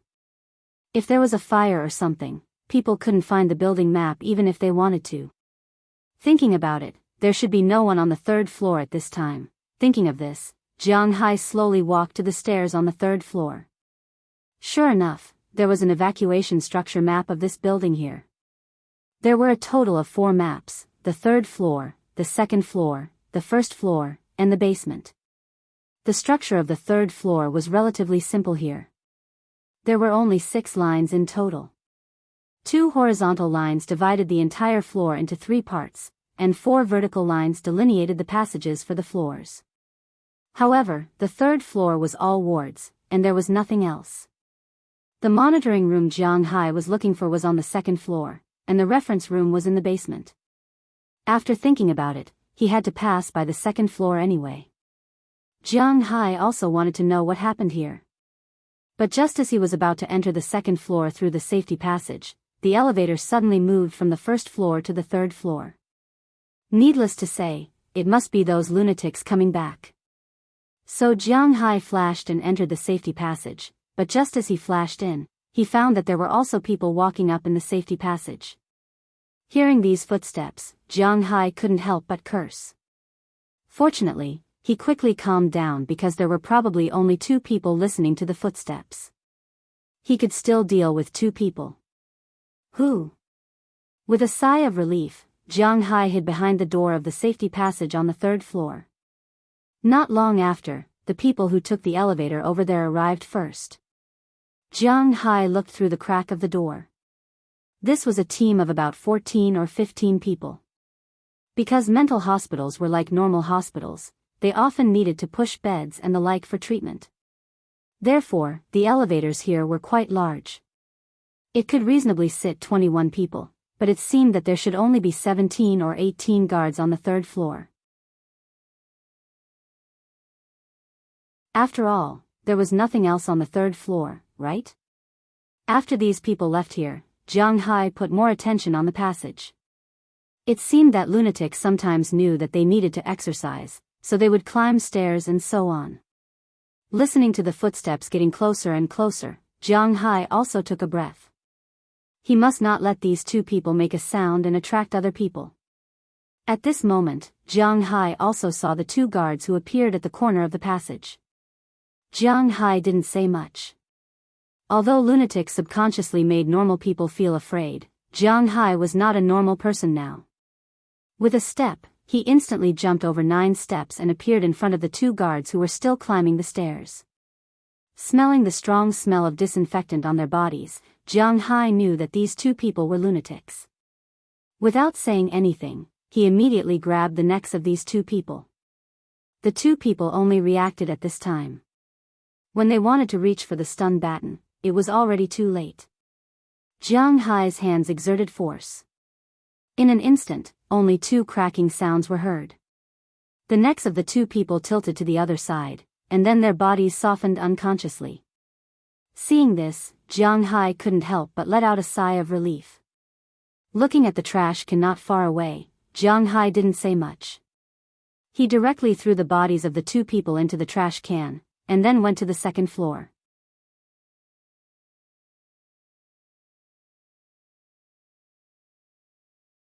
Chapter 881. Before reaching the safety passage on the 2nd floor, Jianghu breathed a sigh of relief, then slowly looked at the 2nd floor.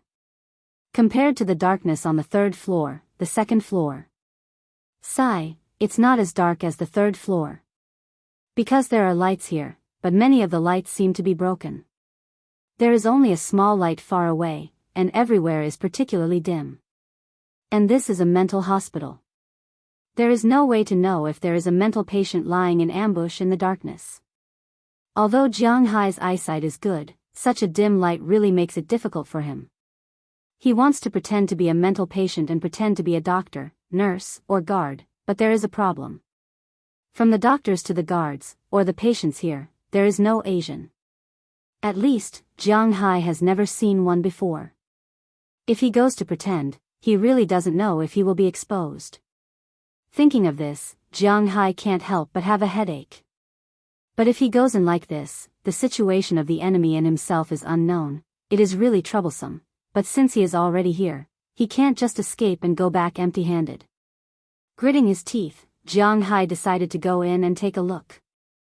Slowly pushing open the door on the 2nd floor in front of him, Jianghu walked in slowly, but as soon as he walked in, he found that the entire 2nd floor is full of the smell of blood and disinfectant.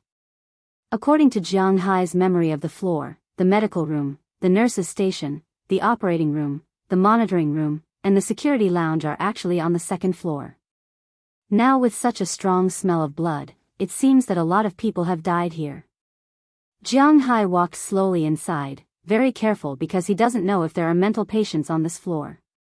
Feeling that his heart is about to jump out, Jianghu calmed his nervous mood while looking at the situation in front of him. Suddenly, in the shadow in front of him, a slightly withered hand stretched out, but it startled Jianghu. When Jianghu looked over, he found that the owner of the hand is an uncle in a wheelchair.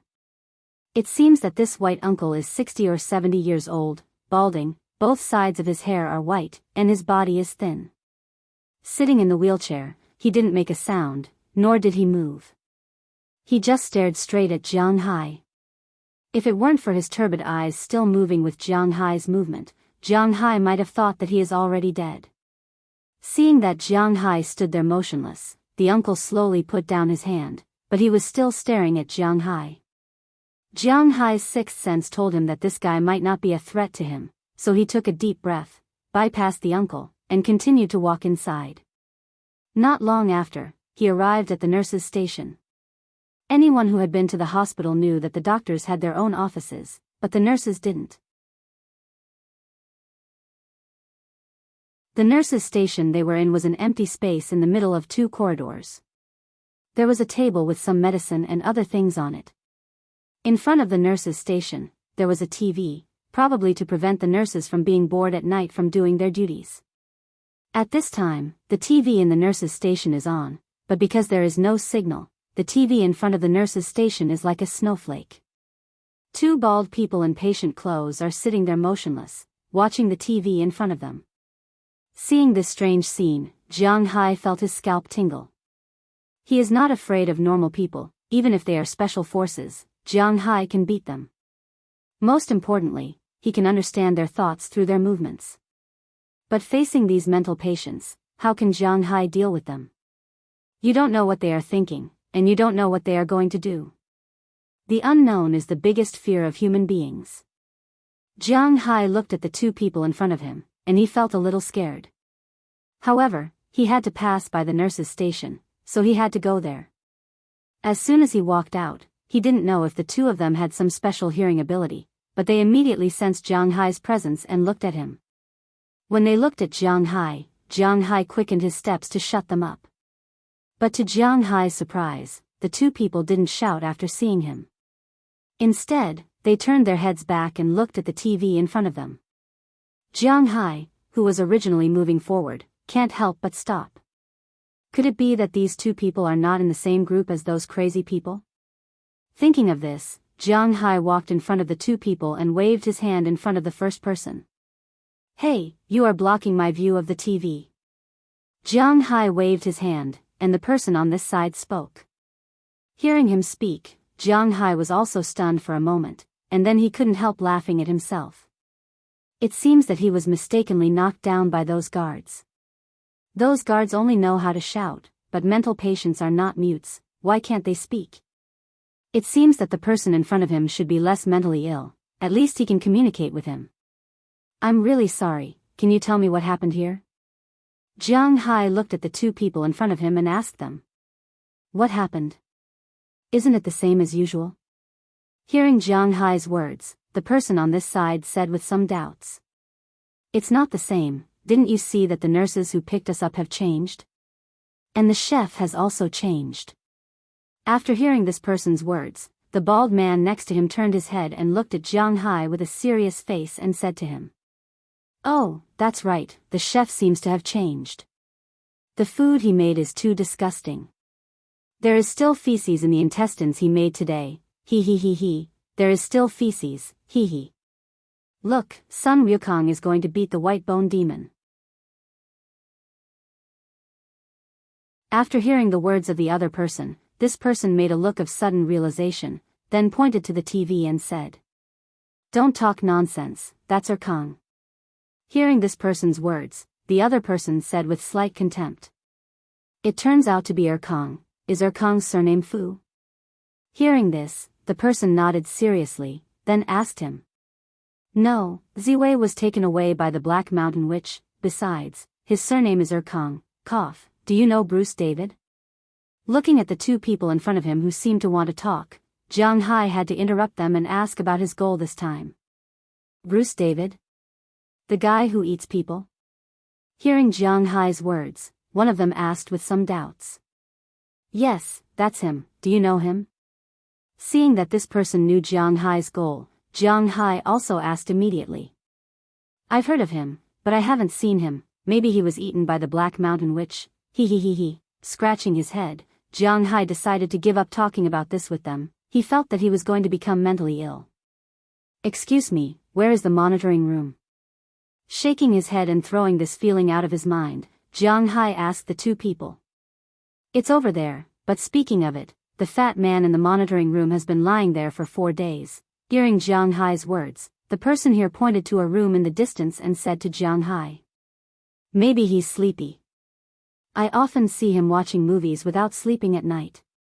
He's really amazing, he can watch dozens of TV shows at the same time. TSK, I really envy him. At this time, another person also said.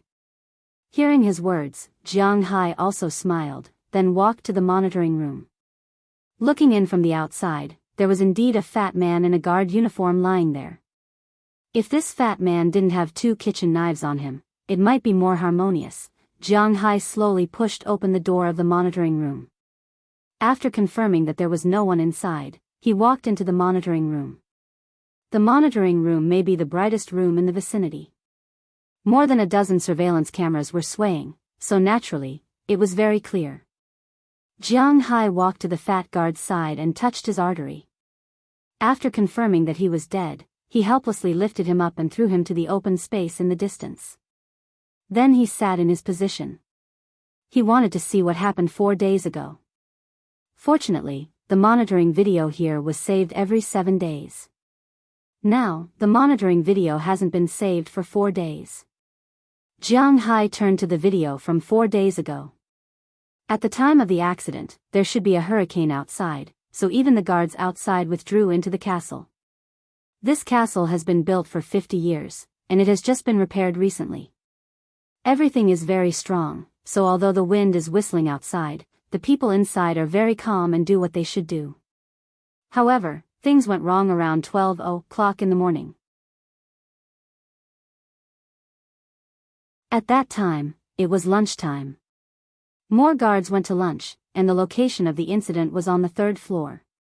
On the left side of the 3rd floor, in Ward 3017, a guard walked into the room with a stack of magazines. After entering the room, he didn't come out for a long time. When he came out again, he was wearing a patient's gown inside and a guard's uniform outside.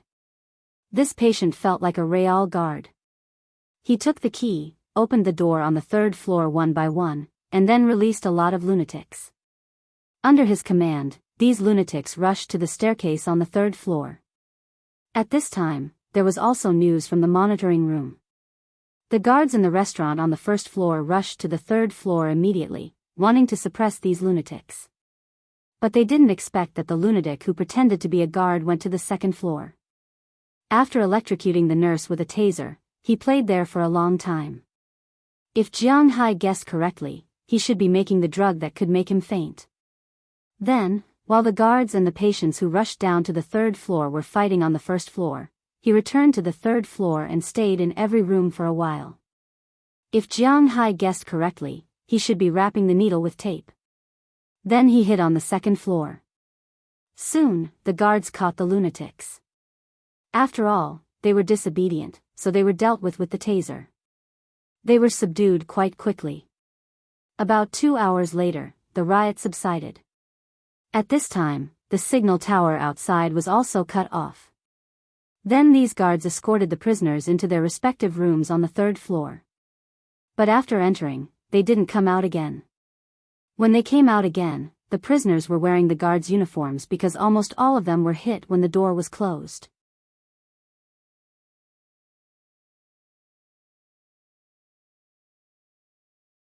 Chapter 882. It's said that there is only a thin line between a lunatic and a genius. I didn't believe it at first, but now I believe it. If it was an ordinary person, no one would do this. With his chin in his hand, Jiang Hai said helplessly. The next video was very simple. Basically, after these lunatics solved the security guards, they went to solve the doctors, nurses, and the guards outside.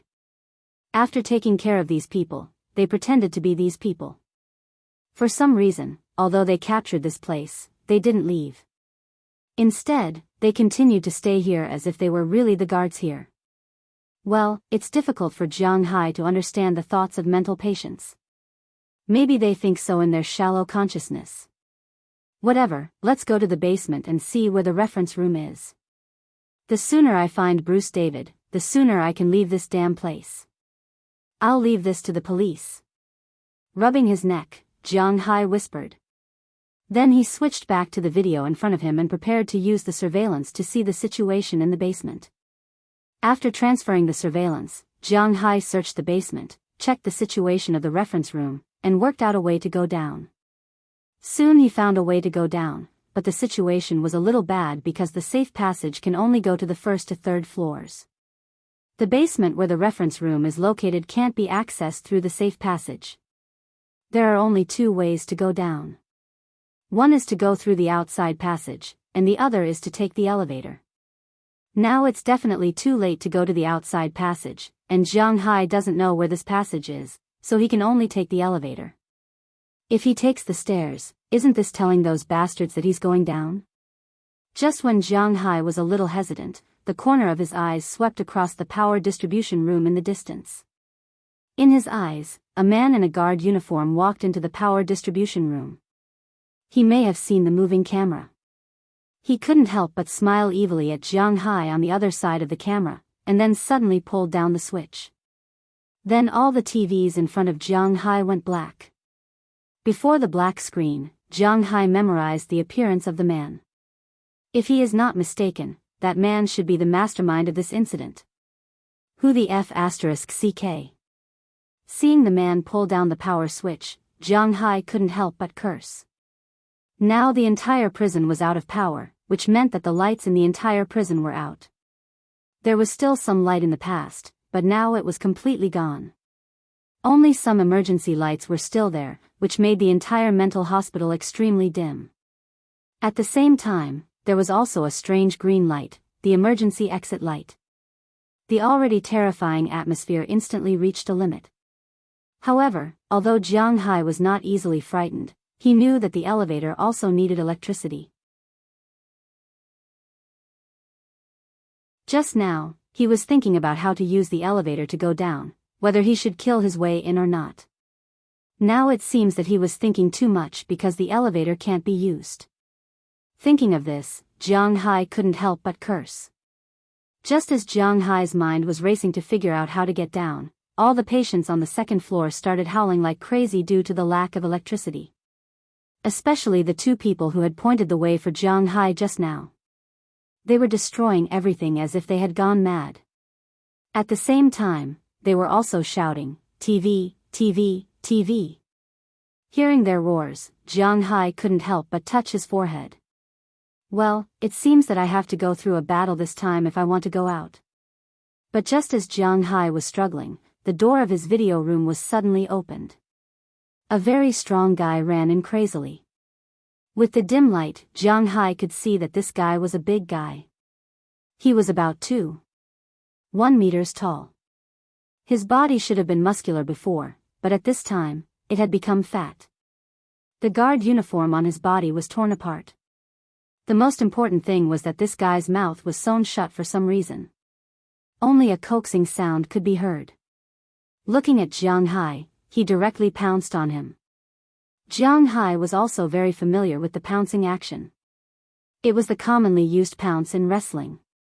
With such a physique, if he was pounced on, then the next person he pounced on would be miserable. But unfortunately, Jianghu was not an ordinary person. Seeing the fat man pouncing on him, Jianghu didn't say a word. He directly kicked the fat man's chin. The huge impact directly sent the fat man flying toward the ceiling and the direction he came from. With a bang, he slammed heavily on the door in the distance. This powerful force deformed the metal iron door. But it was precisely because of this sound that the mental patients who were just watching TV, who were originally destroying everything around, rushed to the surveillance room like crazy at this time. Jianghu noticed this scene and couldn't help but shake his head helplessly. Run. He couldn't kill all the people in this mental hospital. Otherwise, it would be useless even if he escaped. This was a big case. His money couldn't protect him, so he had to hide if he could. But now it seemed that there was no place to hide. Just as Jianghu felt a little headache, he suddenly saw the vent above. The scenes from the movies he watched in the past instantly appeared in his mind. Taking the stool next to him, Jianghu jumped and grabbed the position of the vent. Then, he shrank his body and came under the vent. Looking inside, Jianghu couldn't help but curse. Movies are bad. When he watched movies in the past, the vents were huge. Not to mention climbing inside, the male and female protagonists could even have sex inside. But now, Jianghu looked over and found that it was good enough that he could lie flat in the vent, let alone move. But there was no other way. Now, he could only hide like this. Then he got into the vent, laid his body flat, and just lay there. Perhaps because his body was too wide, there was really no way to move here. Just as Jianghu was lying down, the mental patients also crazily rushed in. But after looking around, except for the guard who had the same aura as them, there was no one else. This also made them vent their anger on the guard. Maybe because the bites and blows on his body were too heavy, the guard who was originally confused to the point of losing his fighting strength was able to recover. After forcibly knocking away a few mental patients, he quickly ran out of the door and fled. Feeling the sound under his body gradually fading away, Jianghu also took a long breath, then slowly jumped down from the passage. Originally, he wanted to leave directly, but considering the evidence, Jianghu still took out the CD of the surveillance video here. After putting it in his pocket, Jianghu quietly sneaked out of the surveillance room. According to his memory, he walked toward the elevator. Just as Jianghu said, if he wanted to go to the basement, he must take the elevator. There was only one way to go, but now there was a power outage. He thought about it again, and it was not entirely a bad thing. Because with his strength, he could climb to the basement through the elevator shaft, but he had to see where the elevator stopped at this time. If it stopped directly in the basement, it would be easy.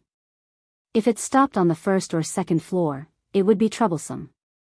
Even if it stopped on the third floor, it would be easy because Jianghu could enter the elevator, but he could not make a hole at the bottom of the elevator. Although the fat guard attacked Jianghu and was probably a mental patient, he also did a good thing. He led all the mental patients on the second floor away. These mental patients did not care whether you were with them or not. Now, they just wanted to vent because there was no TV to watch. Feeling his way in the dark, Jianghu slowly walked to the front of the elevator. Glancing at the closed elevator door, Jianghu directly removed a folding stool from the side, then made an iron pipe and forcefully stuffed it into the gap of the elevator door. After exerting some force, he made a gap big enough for 2 hands to fit in. Jianghu then released the iron rod and exerted force with his arms. Only a few creaking sounds could be heard. The elevator door was abruptly opened by Jianghu. Half of his body was forcefully squeezed in. He then took out his mobile phone and shone it. He saw the steel cables in front of him that were responsible for pulling the elevator and the elevator that was stopped at the bottom. Who? He had to admit that Jianghu's luck was good. The elevator stopped at the bottom, so after he flashed into the elevator, he jumped, grabbed the steel cable, and slowly slid down. In about a few minutes, Jianghu slid from the second floor to the first floor of the basement. He found the escape passage above the elevator. Jianghu used his strength and opened the passage directly. Then he took the iron rod behind him and jumped down from the entrance of the passage. But the moment he jumped into the passage and landed in the elevator, a voice suddenly sounded from behind him. Who, great, are you here to save me? It's too hot here. Hearing this slightly familiar voice, Jianghu couldn't help but look back. On the other side of the elevator, in his line of sight, a blonde beauty was standing there at this time, but he didn't know if it was because of the heat or something else. The woman's clothes were almost taken off, leaving only a pair of underwear on her body.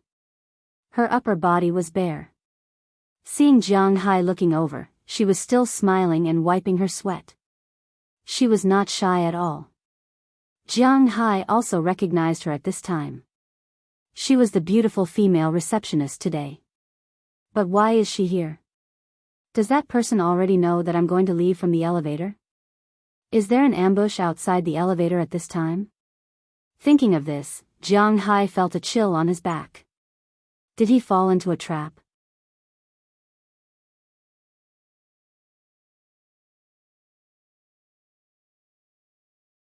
Chapter 883. Why are you here? Looking at the half-naked woman in front of him, Jianghu asked her with some doubts.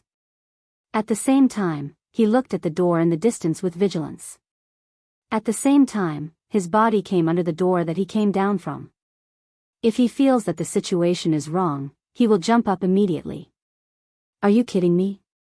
He doesn't want to die. Me? I live in the basement.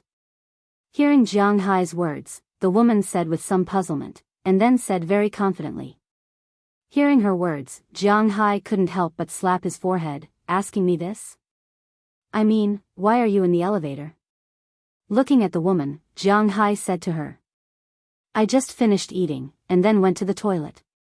Now I'm going back to sleep, but the elevator was about to arrive, but the power went out.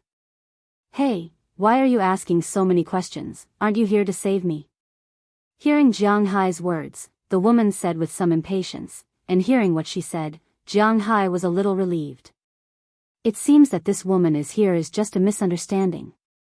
Although he is still a little uncertain. I'm sorry, I'm actually not here to save you, I'm going to the basement. Hearing her words, Jianghu thought for a while and said. Hearing that Jianghu is not here to save her, the woman couldn't help but sigh helplessly. That's a pity, I thought you were here to save me. Well, you can go, I'm waiting for someone to save me. After that, the woman continued to stand there leaning against the wall, talking about the heat while looking at the ceiling helplessly. Looking at her situation, Jianghu couldn't help but feel a little overwhelmed. After thinking for a while, he walked to the door. Whether it's a blessing or a curse, it can't be avoided. Now is not the time to be entangled with this thing. Thinking of this, Jianghu used his arms to open the door directly, and then glanced outside. It was dark outside, but it seems that there should be no one. This also made Jianghu breathe a sigh of relief, then he used his arms to open the elevator door as quietly as possible, enough for him to pass through, and then walked out of the elevator. Originally, he thought that when he opened the elevator door, the woman would follow him out, but he didn't see the woman come out, which made Jianghu a little confused. You don't want to come out? Returning to the elevator, Jianghu asked the woman. It doesn't matter, I'll wait for someone to save me, you go first. Hearing Jianghu's words, the woman shook her head and said with certainty. Hearing what she said, Jianghu had nothing else to say at this time, but then he remembered that this woman is a mental patient. He couldn't help but feel a little funny, always thinking of mental patients with a normal person's mind. He is the one who is sick. I'm here to save you, come out. Jianghu helplessly waved at her and said. Hearing that Jianghu is here to save her, the woman couldn't help but be happy, and squeezed out of the elevator with a smile. Wow, the air outside is still fresh. Sniffing the air in the basement, the woman said excitedly. You don't want to put on your clothes? Seeing the woman running out so naked, Jianghu was also stunned. He had to admit that this woman's figure was quite good. As said before, this woman's 5 views were very delicate, very beautiful, and her long blonde hair was also very beautiful. Except for the smell of disinfectant on her body, she looked like a goddess during the day. At this time, she was only wearing a pair of underwear, her figure was perfectly displayed. She was about 1.75 meters tall, almost 1 meters long legs, slender, straight, and abnormally white and tender. Her originally slender waist, maybe because she stayed here for a long time, there was a small circle of fat, but it didn't look fat, instead, it looked very cute. Her plump upper body was estimated to be above D level, and at the same time, it was quite perky. It can be said that if this woman is not a mental patient, when she goes out, she must be a goddess-level existence. Jianghu can imagine that if such a woman appeared on the beach of California, there will be a lot of people coming to hit on her. But now is not the time to pick up girls, so she stood beside Jianghu like this. Jianghu was also a little confused. No, it's too hot. I'm sorry to trouble you. I need you to save me. Where are you going now? Hearing Jianghu's words, the woman shook her head with a smile, and then asked Jianghu with a curious look. I'm going to the reference room. Looking at the woman, Jianghu said to her. It just so happens that I'm going the same way, let's go together. When she heard that Jianghu was going to the reference room, the woman also said with a smile, and then took the initiative to walk forward. Jianghu looked at her and didn't know what to say, but this saved him the trouble of looking for her. Looking at her walking forward, Jianghu also followed her and walked forward. This woman is really familiar with this place, but what surprised Jianghu is that although there are a lot of bloodstains on the ground in the basement, there is no one and no body, which makes Jianghu a little puzzled, but he can't ask directly, so he can only continue to walk forward with the woman. Not long after, the woman stopped and pointed to a room next to her. This is the reference room. Hearing the woman's words, Jianghu also looked at the room. This room is indeed the reference room that Jianghu has been looking for, because there is a door sign on it, but the protection of this reference room seems to be too good. The outside door is a huge anti-theft door, and it is also a magnetic door. The magnetic door can be set when there is electricity. Some of them are automatically opened when there is no electricity, such as the door of some rooms. This is also for fear of a fire. If there is a power outage and prisoners are burned to death inside, then it will be interesting. Some of them were closed, such as important places. Some materials would rather be burned than be easily seen by others. Obviously, this was the case with this reference room. Although Jianghu wasn't sure why this reference room was closed, since it was closed, it meant that the people in this organization didn't want others to see the things inside. But since it was closed, it meant that the people in this organization didn't want others to see it. What should I do now? Looking at the closed door, Jianghu whispered, and hearing Jianghu's words, the woman who had been looking around also came over, looked at the locked door and shook her head. This door is locked, it can't be opened. If you want to open it, you have to turn on the power. Looking at Jianghu, the woman said to Jianghu. Hearing her words, Jianghu also sighed. In fact, he has been avoiding fighting with these lunatics all the way. After all, if Jianghu doesn't kill them, then he will die. If Jianghu kills too many people, when the police come in and find that Jianghu killed so many people, although it is said to be self-defense, there will always be trouble. But now, thinking of the guy who pulled the switch in the electric control room, Jianghu feels that if he doesn't deal with that guy, then it will be difficult for Jianghu to find the person he is looking for and escape. Where is the power room? Do you know? Since he has to face it head-on, Jianghu has nothing to worry about. He turned to look at the woman beside him. Jianghu asked her. Of course. Hearing Jianghu's words, the woman also said with a smile, and then led the way to the power control room. Don't you want to go back and rest?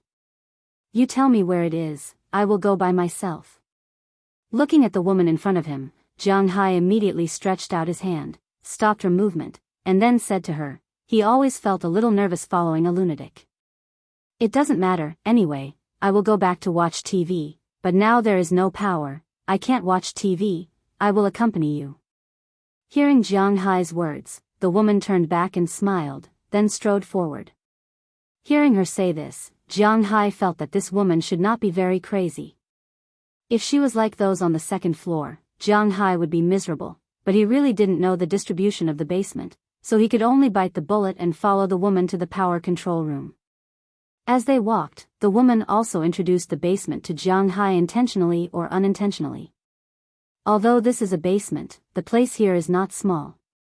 There are two large areas. One is the residential area, and the other is the research area, We are now in the residential area. There are some living places here. There is a power room, an underground warehouse, a data room, a file room, a water pipe, and so on. The other side is the research institute. Looking at Jianghu, the woman said loudly as she walked. Hearing the woman's words, Jianghu also quickly imagined the situation of this place in his mind. From time to time, he would also ask the woman where these rooms were. Although the power supply room was also a very important place, in order to facilitate repairs, it was turned on after the power was cut off. After Jianghu learned this news, he breathed a sigh of relief. But just as they were about to walk to the power supply room, suddenly Jianghu smelled a bloody smell drifting over. As soon as he smelled the bloody smell, Jianghu reacted immediately. He grabbed the woman who was still walking forward in front of him and looked back. There was nothing nearby, not even a ventilation pipe. There was only a shabby changing closet standing in the distance. Immediately, Jianghu directly hugged the woman and quickly came to the front of the closet. After opening the closet, Jianghu found that it was empty. After Jianghu stuffed the woman in first, he also flashed in. Under the woman's puzzled gaze, he covered her mouth and gestured for her to keep quiet. And just as Jianghu locked the iron door from the inside, there was a burst of chaotic footsteps in the distance.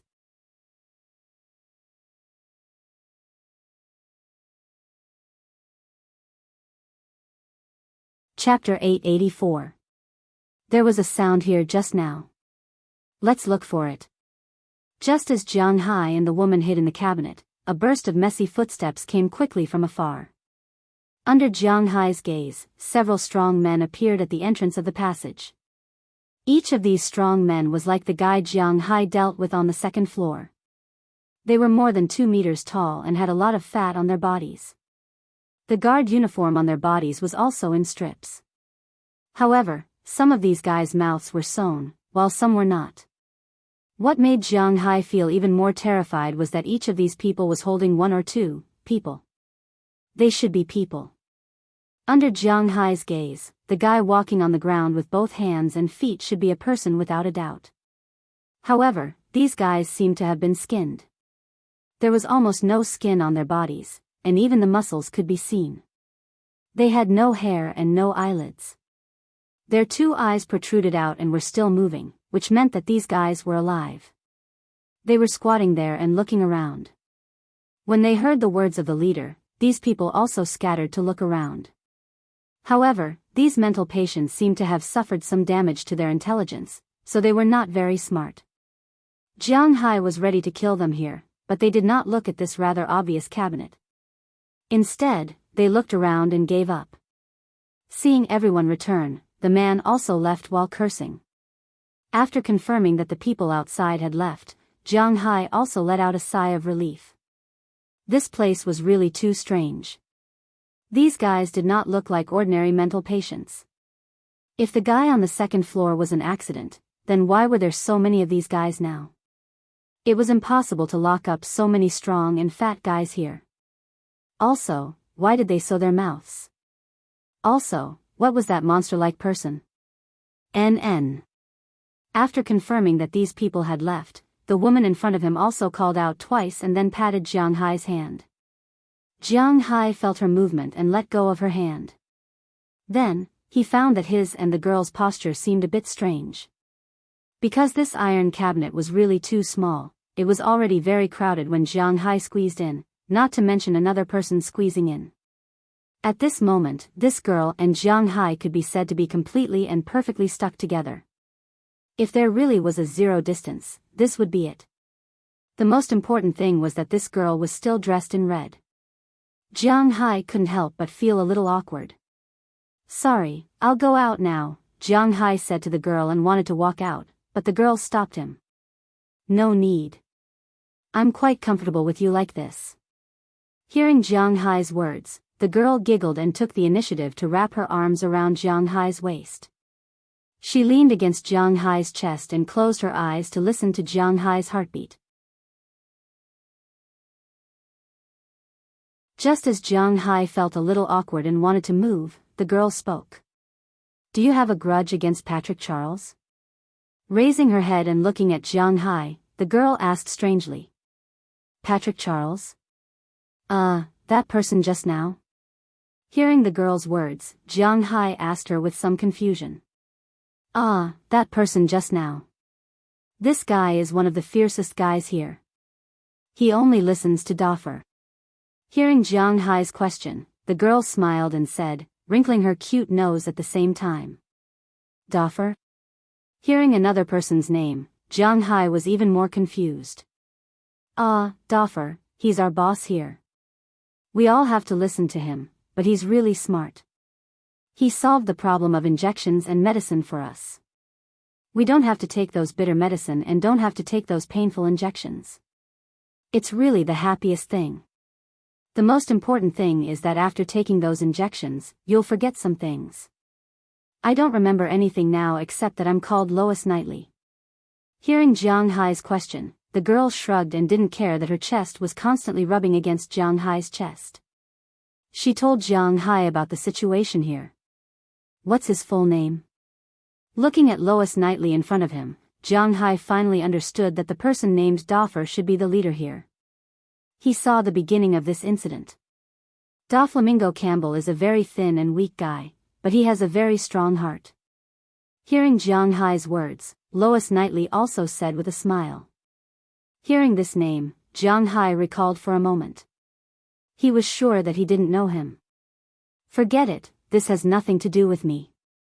I just want to find the power supply and pull the switch. Shaking his head, Jianghu is not a savior, and he has no interest in being a savior. What will happen to this place in the future has nothing to do with Jianghu. Why this person became like this has nothing to do with Jianghu. Although he is a little curious, Jianghu's sixth sense tells him that it may be related to this research institute, but this has nothing to do with Jianghu. At most, it's the police's business after he goes out. The power supply room is nearby. You can see it after turning left in front. Hearing Jianghu's words, Lois Knightley also said with a smile. Hearing her words, Jianghu also reopened the door. After confirming that there was no one outside, he forced himself out of the small cabinet and pulled Lois Knightley out. I'll walk the rest of the way by myself.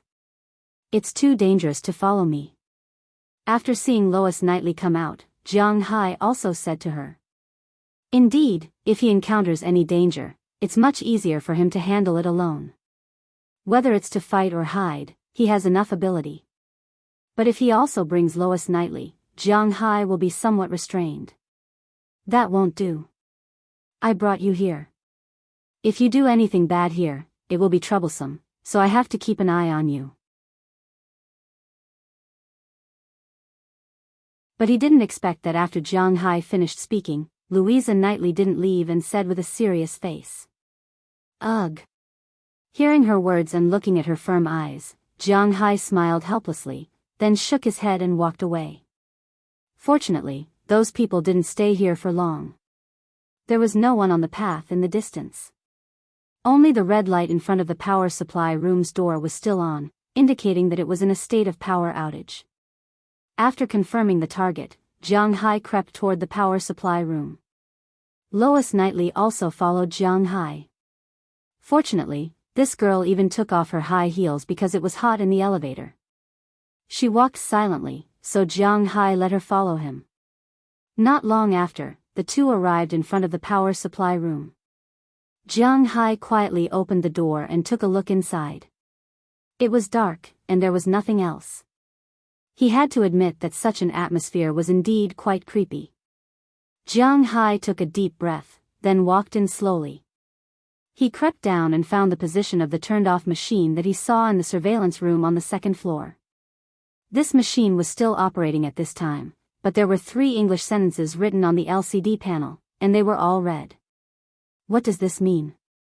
Looking at the panel in front of him, Jianghu was even more confused. He didn't know anything about electricity. This is the switchboard here. He told you that there are a total of 3 gates here, but now these 3 gates are all closed. You have to open these 3 gates first before you can start this machine.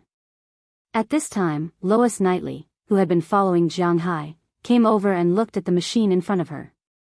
She said to Jianghu, "How do you know?" Looking at Lois Knightley beside him, Jianghu was very sure that he knew every word on it when they were separated, but he didn't know when they were put together. This was definitely a professional term. How did Lois Knightley know? Who knows? I understand it at a glance. However, after listening to Jianghu's words, Lois Knightley shrugged, indicating that she didn't quite understand. Looking at her, Jianghu felt that he might really not be able to get anything out of her. Now it was more important to start the power supply. Fortunately, the positions of these 3 gates were also marked on the night LCD panel. Although it was dark, Jianghu still went to the first gate in the dark. Soon, Jianghu found the gate on the wall. As Jianghu pulled the wrench hard, a click came from the power supply room. Then, the middle of the 3 red Peugeot lit up. Seeing that it was useful, Jianghu touched the second mark. This was a gate that turned like a steering wheel. Jianghu twisted it hard. As Jianghu twisted it, there was a sound of water. Then, with a click, the first light came on. There was only the last one left. It was a little far away, so Jianghu walked over. This was a very simple switch like the main switch in a house. It was also the easiest to pull. Jianghu pulled it down casually. Just as the switch was pulled down, the sound of the motor working again came from the power supply room. After the sound of rotation, the lights in the power supply room lit up first. As the lights flashed a few times, Jianghu instantly returned to the kingdom of light. The lights in the power supply room were so bright that they could be seen at all. Because Jianghu wasn't prepared, he had been staying in the dark. Suddenly, his eyes lit up, and he felt pain in his eyes. Then, tears filled his eyes.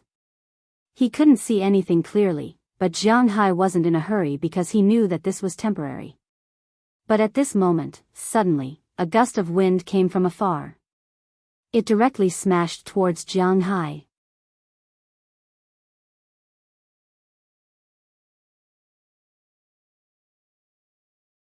Chapter 885. Who the F*** CK? Feeling the wind, Jianghu naturally couldn't take it head-on. He instantly jumped back and dodged away. At the same time, he closed his eyes and wiped his tears with his clothes.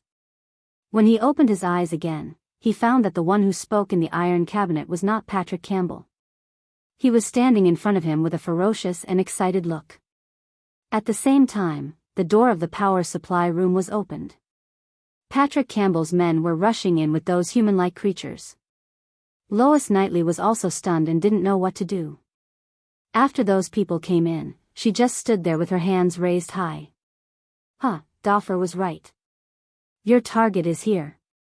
He was holding a metal bat in his hand. It seems like this was the thing that attacked Jianghu just now. Patrick Campbell said to Jianghu with a voice that sounded like he had a mouthful of old phlegm stuck in his throat. Jianghu could see a trace of madness in his eyes. Hey, Patrick, what are you doing?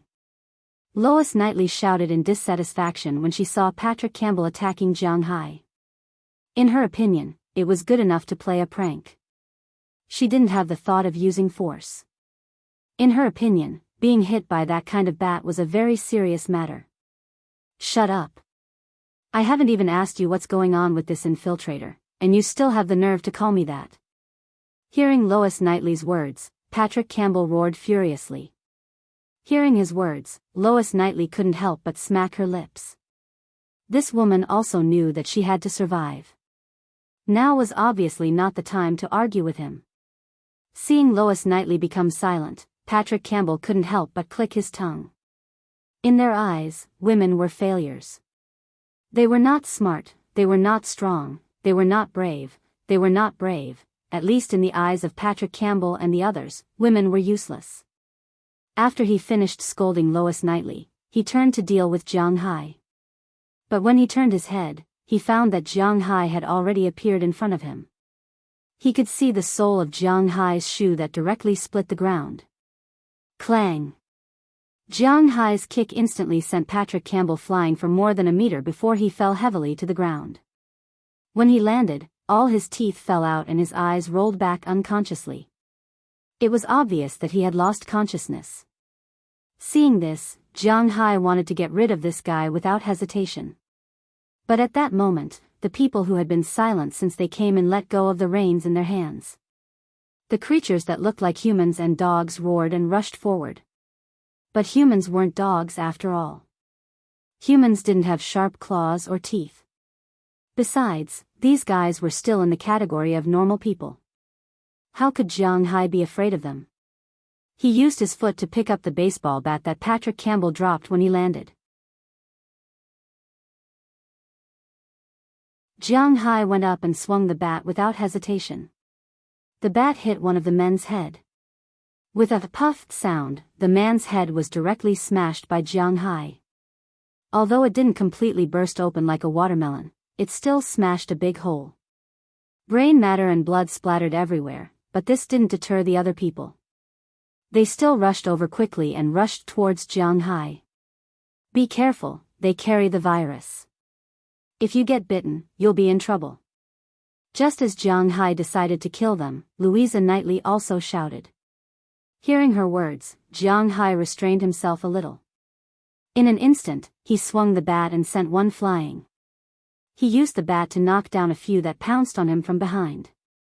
Then, he kicked one of the remaining ones and rushed to the door. At the door, Patrick Campbell's men saw Jiang Hai rushing over and immediately blocked in front of Jiang Hai. But Jiang Hai didn't care about that. He kicked a big man in the mouth. This time, Jiang Hai didn't hold back.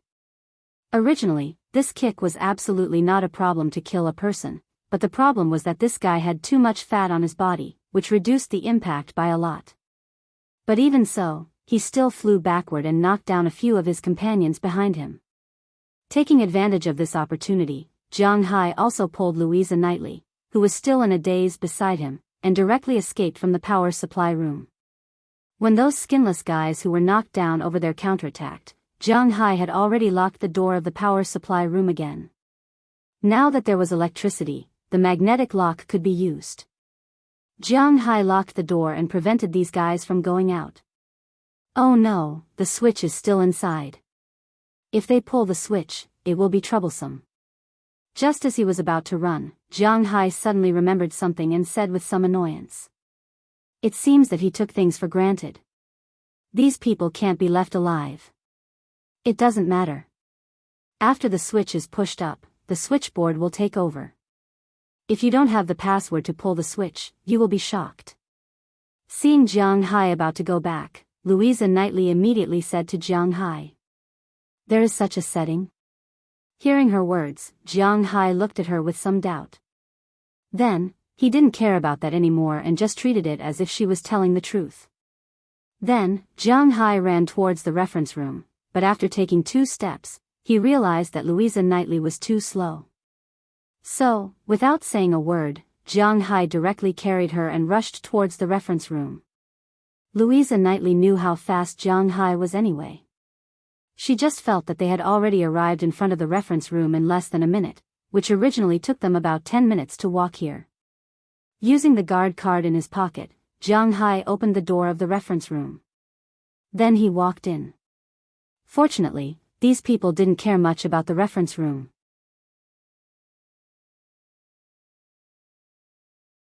Perhaps no one had ever entered it before. At this time, it was still neat and tidy. Phew, are we here? Too fast. After putting Louisa Knightley on the ground, Jiang Hai walked inside. The information here was written according to the year. Jiang Hai remembered that Bruce David was arrested last year, so he just needed to find the documents of last year and this year. Walking to the back of the shelf, Jiang Hai soon found the information about the prisoners who were detained last year. This guy was really a ruthless person, and he didn't seem to be a real psychopath, because he used to be a criminal and had more than 100 cases in his hands. Because he was the person in charge of a district, it was impossible to let him die. So the big boss asked someone to prove that he was a psychopath, and then tried to find a way to get him out of the mental hospital. But he didn't expect that the new official wanted to mess with him, so he threw him directly into the mental hospital. Jianghu looked at the guy in front of him. To be honest, he was quite ugly. A white man with a mouth full of yellow teeth and a mohawk. It was hard to imagine how he had become like this after just a year of being in there. Jianghu looked at the previous appearance of the guy in front of him. To be honest, he was quite ugly. A white man with a mouth full of yellow teeth and a mohawk. It was hard to imagine how he had become like this in just over a year. Shaking his head, Jianghu didn't have much interest in understanding things that he didn't understand. He continued to flip, and soon he found Bruce David.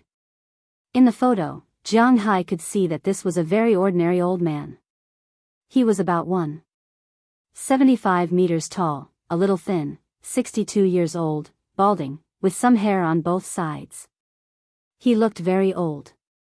According to the information, when he was young, he was in the Navy, retired at the age of 37, and opened a bar. Last year, someone found people's broken limbs in the trash he threw away, so they called the police. When the police caught him, he was eating people at home. Although it was certain that he was crazy, this matter was too bad, so after he was caught last year, the police sent him here and he stayed for more than a year. Now, Jianghu was looking for him. However, just as Jianghu was about to pull out this information and leave the rest, he found that behind Bruce David's name was Lois Knightley's information. It said that Lois Knightley was born in 1992. She was still very young. She was a stage actress and model. Not just a young model, but she had walked in a big show. The year before last, she had also endorsed an unknown international brand. The reason why she came in was that she was charged with arson and murder. When the police caught her, she was already crazy. Originally, people like her were not qualified to be here, but the rich man used his connections and threw her here. Looking at this simple information, Jianghu frowned.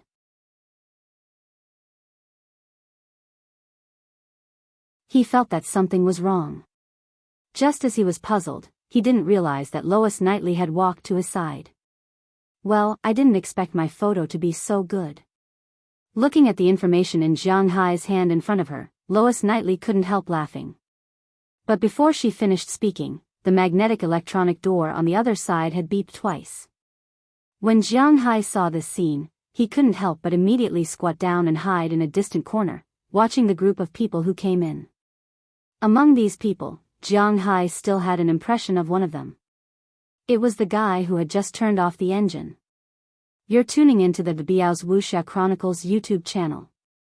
Don't forget to subscribe and join us on this journey to catch the most captivating stories.